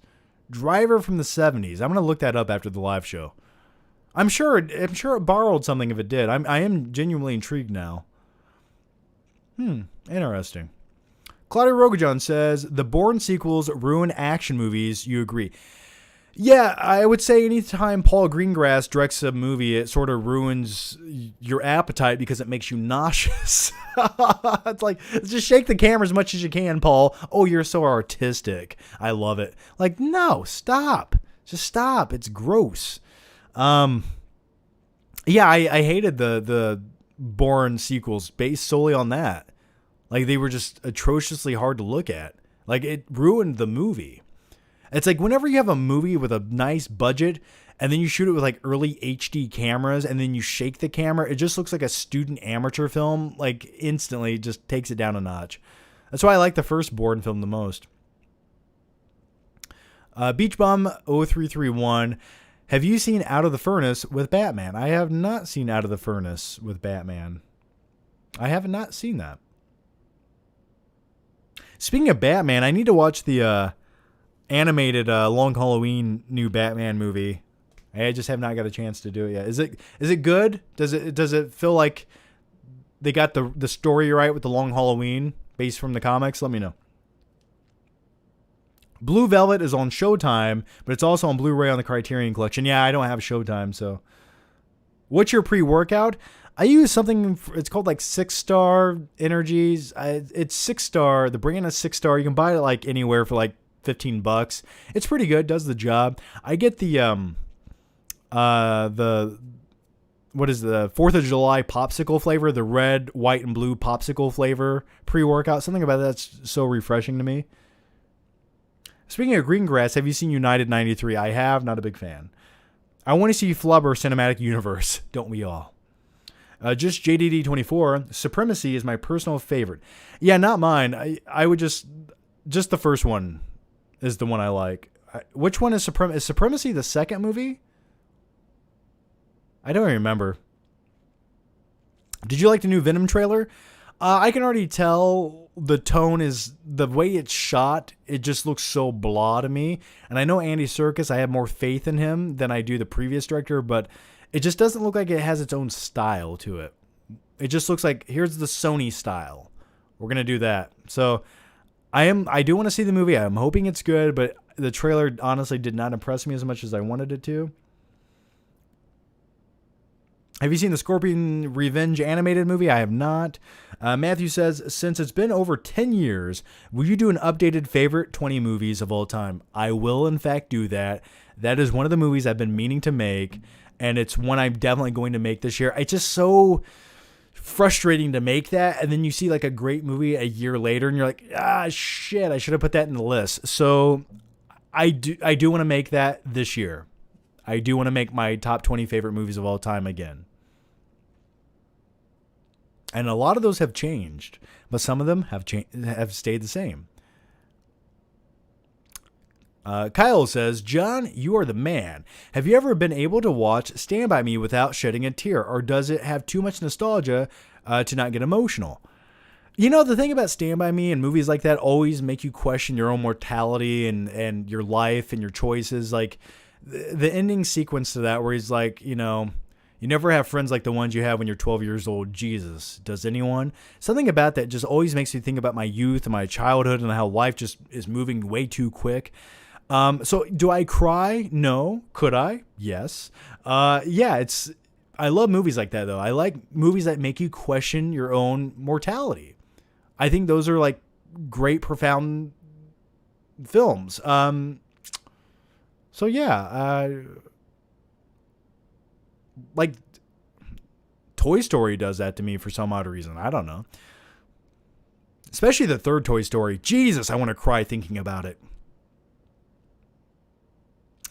Beach Bum 0331, I meant Christian Bale. Yeah, I know who you meant. Out of the Furnace with Christian Bale, yeah. Actually, Jesus, thank you. Yes, I have seen Out of the Furnace with Christian Bale. Yes, he plays like a rough around the edges brother who like went to prison. They live in that small town. I vaguely remember the plot of the movie, but I did see it. But I was like, this kind of felt forgettable. Yes, I have seen it. Thank you for reminding me. I forgot that movie existed. Yeah, I remember it now. I did see that in theaters. I forgot that movie existed. Yeah, I did see it. I don't remember too much about it. I mean, I like Christian Bale in the movie, but the movie itself was like, eh. All right, I'm going to answer just one or two more questions. You guys, I said that like 10 minutes ago. So please, if you're watching right now, no more questions. I'm trying to wrap this up before my brain leaks out of my ear. Wayward Hummus. That's a great name. Hey, John, speaking of Batman, The Long Halloween, I literally just finished watching it on Blu-ray, and it was really awesome. Jensen Ackles from my favorite show, Supernatural, did a great job voicing Batman. On an unrelated note, go vegan, man. All animals matter. All animals do matter, and some of them matter so much where I want to eat them for the protein. Unfortunately, I support people who are vegan. That's great. Sometimes I need to eat meat. I do. I don't think an overabundance of meat is good. I think too much red meat causes inflammation, and I will stand by that. That's why I eat white meat or fish or chicken. I actually feel better when I eat meat like that. What was I saying? But yeah, Jensen Ackles, has a great voice. And I thank you for letting me know that it's good. I do want to get around to watching it. Dario Turquinho. I saw The Green Knight this evening. Do you plan on seeing it? I enjoyed it, although it's definitely a slow burn. I did not expect it not to be a slow burn, especially from the studio who's putting it out. I have not seen it yet. We talked about it like 5 times so far tonight. I'm probably going to watch it tomorrow, maybe like the next day, but I'm definitely going to check it out soon. And I will do a reaction review. But before I go, guys, if you haven't already, once again, go watch my Jungle Cruise reaction in the parking lot. Help that YouTube algorithm because I already know it's getting suppressed for a fact. But if you want to go watch it and you missed it, it's over on the Flickpick channel. Check it out. Claudio Rogajon says, Born Ultimatum won Best Editing Oscar. Do you agree? No. I'm sure I could have picked a movie that year that was better for editing. What movies came out that year? I don't remember, but I'm sure it would not have been my preference. I just feel like the cinematography of the shaky cam instantly makes whatever editing they do it takes it down. What's better, Stand By Me or The Goonies or The Sandlot? Stand By Me is my favorite. I'd actually say The Sandlot would be my second favorite, and The Goonies is my third. I like The Goonies, but it's never been like the one that defines my childhood. Hey, you guys.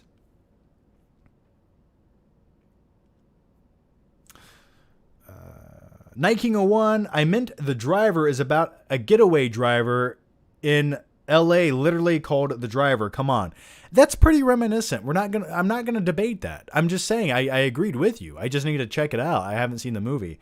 But it sounds a little on the nose. Yeah, I mean, it's sort of like The Joker was about a guy diving deep into madness and insanity who lives in, the New York City area and or Gotham City, which you could say was heavily influenced by Taxi Driver. So, yeah, but that what you just said about that 70s film makes me want to go watch it though. Something about movies about just getaway drivers, like something about that's so interesting to me. Claudia Rogajan says, you missed one of mine. Claudia, how do I miss your questions? How is this possible?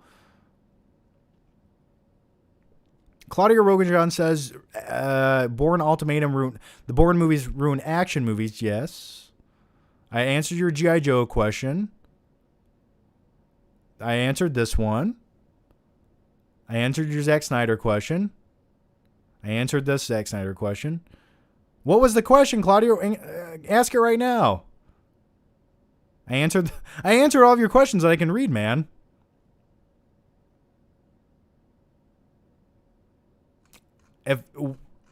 Ask it again right now in the normal chat. I will get to it. I'm sorry. I see that I answered everything. Oh, here's one. You know what movie shouldn't exist? The movie Jason Bourne from 2015, it's literally the same as the others, everything wrapped up in 3. Jason Bourne from 2015. Wasn't that the fucking Hawkeye movie? What's his name? Jeremy Renner? Wasn't that the Jeremy Renner Jason Bourne movie? If so, I didn't even watch it. I had no interest in seeing it. Primal Fear or Fight Club, both great movies, but definitely Fight Club just for the sake of Bob's bitch tits. Let's be honest. There's 2 reasons to watch Fight Club, and 2 of those are Bob's bitch tits. Each one is motivation to watch that movie. And plus, Edward Norton, the way he's all about like possessions, and he shows his apartment. Like, I love that narrative. And plus, the whole narrative from Brad Pitt's character. He's like, you buy shit that you don't like and don't need to impress people that you don't like. Like, I love that.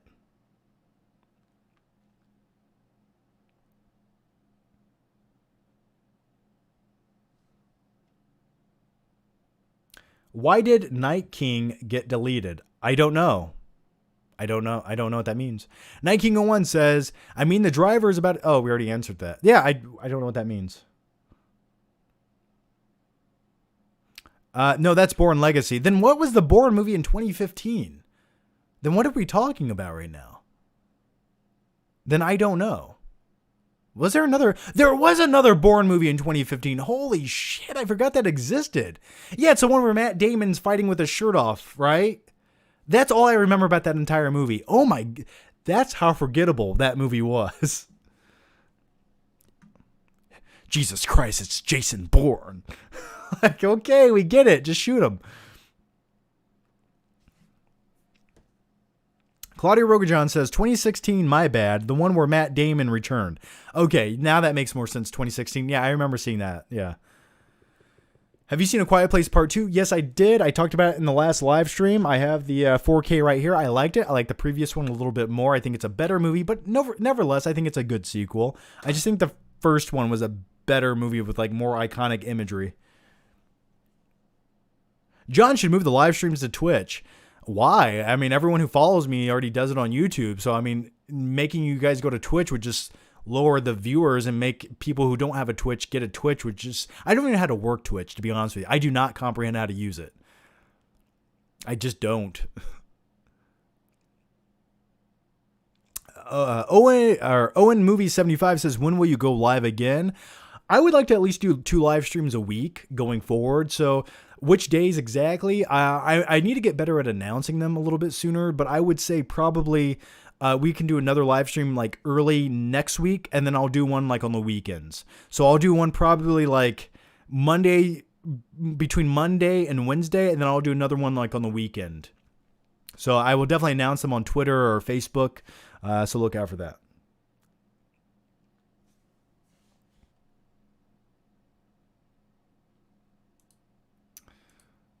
Oh, Crunchy Nacho says, what? There's another Jason Bourne movie? Yeah, I guess there is. I forgot it existed too.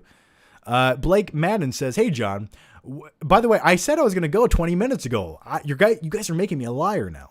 Hey, John, What's your opinion on the new MCU products, WandaVision, Falcon, and Winter Soldier, Loki, and Black Widow?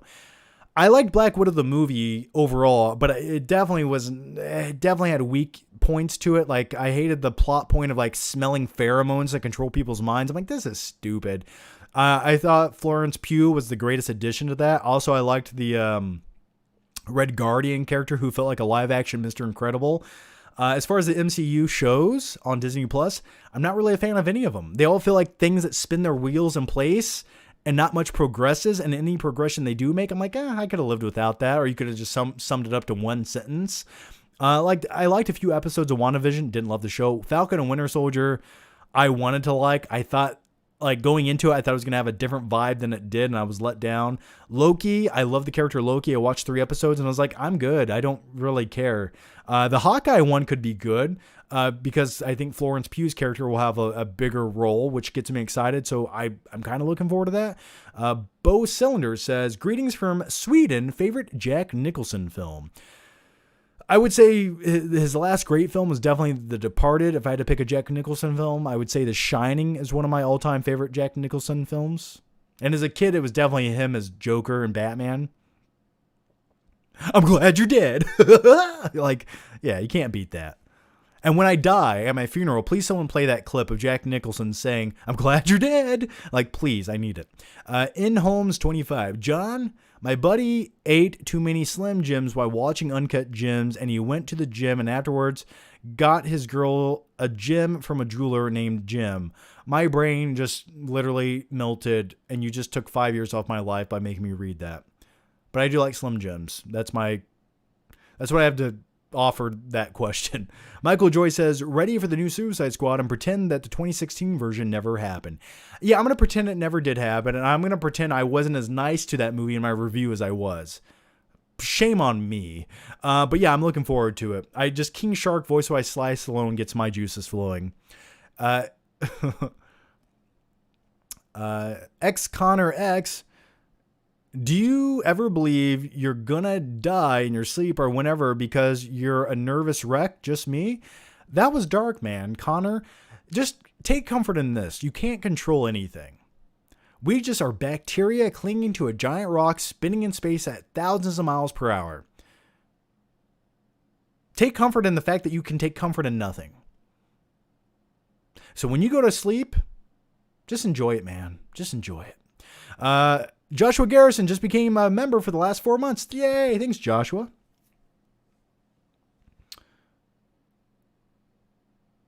Loki is good. Yeah, not to say Loki wasn't good.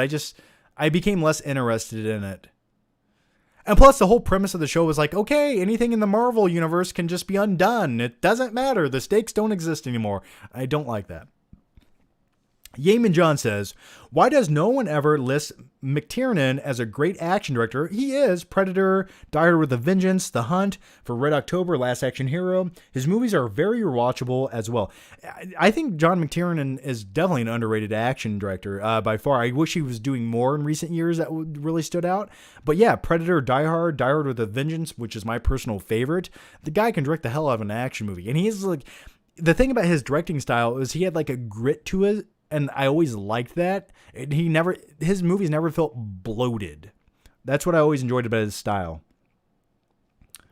Last Action Hero, also underrated. That's a movie that I think, can appreciate it more now than you could back in like 1994 when it came out. Michael Murphy, thanks for the super chat. No question, man. Do you like Owen Wilson? I like Owen Wilson. Oh, gosh. Whoa. I can't do a good Owen Wilson. Let me hold my nose and try to do it. Wow. I can't do an Owen Wilson impression. Guy from Kings Highway, I asked the poop question about an hour ago. I have nothing else to contribute. You and me both. I have nothing else to contribute at this point either. So I'm just going on fumes right now. I just want to go eat frozen pizza. I have not seen The Green Knight, guys. I've not seen it.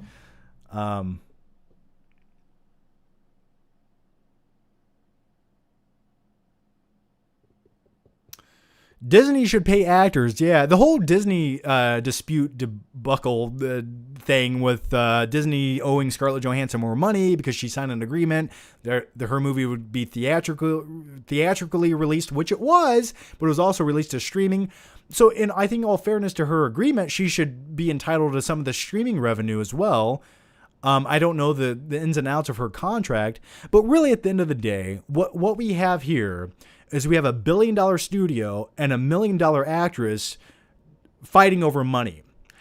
And I don't give a shit. I just don't. Like, do I get it? I don't care. Just make more movies. Like, I mean, I get from a principle standpoint, like she should get what she's owed. That's cool. Go for it. But at the end of the day, I feel no sympathy for either side, so I don't care.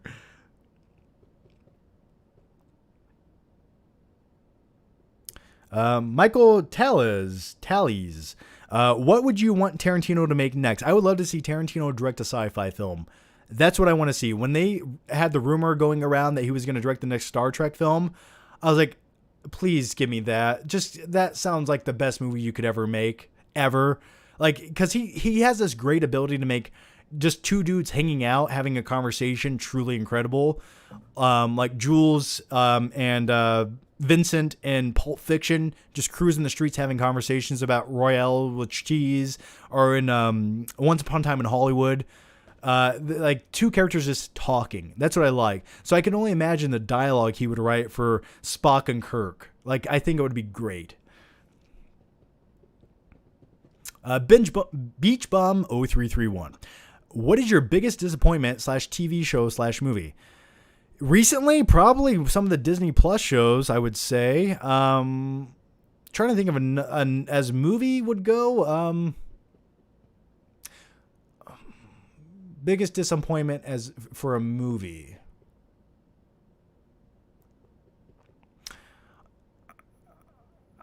I would say like the Terminator Dark Fate movie that came out a couple years ago. That was a big disappointment because I kind of had some hope for it, but then I watched and I was like, did they just go out of their way to make this as bad as it felt like they genuinely went out of their way to make a bad movie. I remember the Point Break remake from 2015. I remember, what was another really disappointing movie? There's so many to pick and choose from. I would say like having hype for a movie, the new Terminator movie. And it was like, I remember even Terminator Genesis I had hype for. I love Terminator 2 Judgment Day so much. I want the sequels to be good, but they can never get it right. ScarJo gets more money from Endgame. Yeah, I mean, either way, she'll be fine, right? I agree. Disney and MCU have been paying her bills for the past decade, and she's suing them because the movie underperformed. Maybe it wasn't as good as she thought. Laugh aloud. She's overpaid anyway. Yeah, but then again, an agreement is an agreement. I understand it.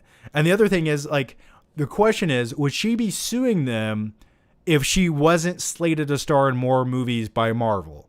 Let's be honest. If they had like another Avengers movie coming out where she was still alive, would she be suing them right now? Or is it because she knows she's probably not going to work with them anytime soon? That's the question I would like to know. Okay, guys, I'm going to answer just 2 more questions. Please, no more questions. And if I missed the questions after you submit them, I will answer them on the next one. But Michael Tallis says, favorite horror remake, Love Hills Have Eyes. Absolutely, man. I loved it as well. I thought it was one of the best remakes. Also, the Texas Chainsaw Massacre remake with Jessica Biel was phenomenal. I truly loved that. The Ring remake from 2001 I thought was damn good. Those are a few really good remakes, I would say. Yeah, the Texas Chainsaw Massacre remake I still love. I think the look of Leatherface in that movie is perfection.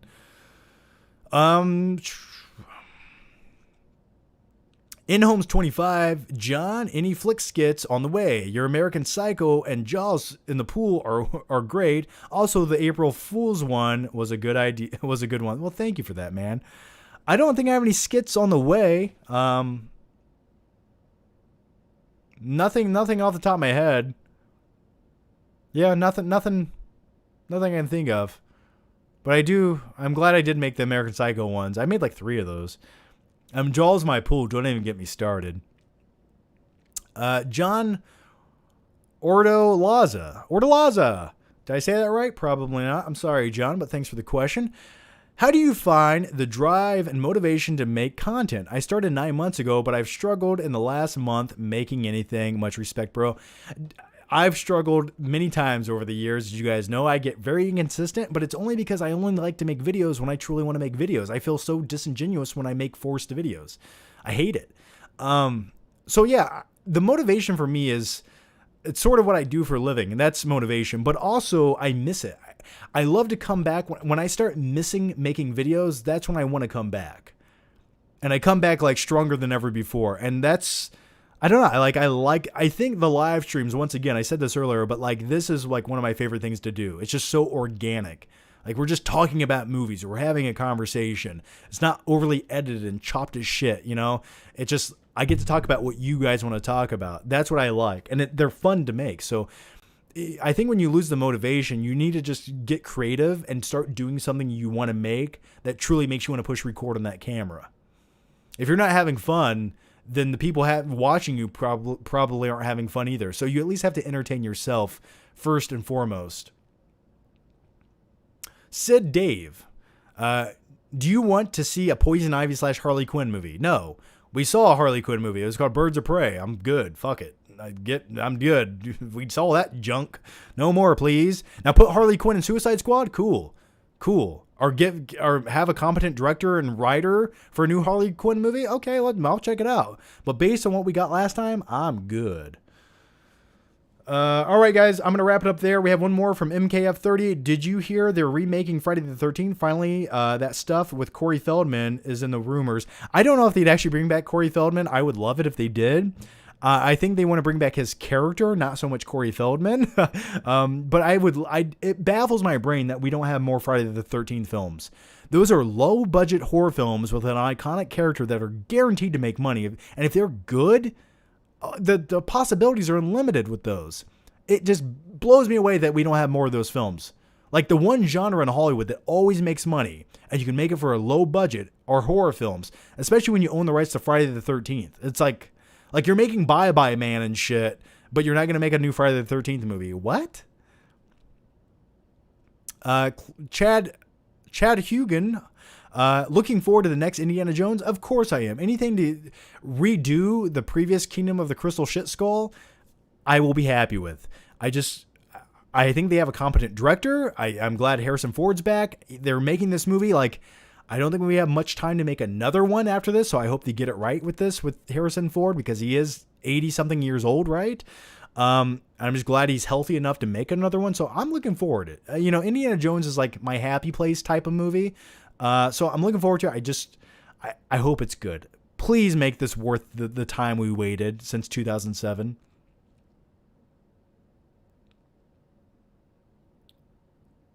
Sometimes I listen to your past stream while driving. Well, thanks for that. What I'd like to start doing is making these live shows. I will save them as an audio version, and then I might start uploading these to like Spotify, or I'll upload them to YouTube members and Patreon supporters as like an audio file that you guys could download. But I want to take the audio from these and upload them to Spotify as like a movie podcast. So let me know if you guys would dig that. Let me know. I would like to do that for you guys. Happy August, John. Oh, it is August. 3 minutes ago was August. Well, happy August to all of you guys. All right, guys, I'm going to wrap up the live show there. Thank you guys so much for the questions, the very generous super chats, everyone who watched, listened, the Streamlabs. Thank you guys so much. I do mean that. I just thank you so much for just coming to hang out with me and talk movies. Hopefully some of you were eating salty popcorn or Sour Patch Kids or whatever you were consuming, or just consuming me.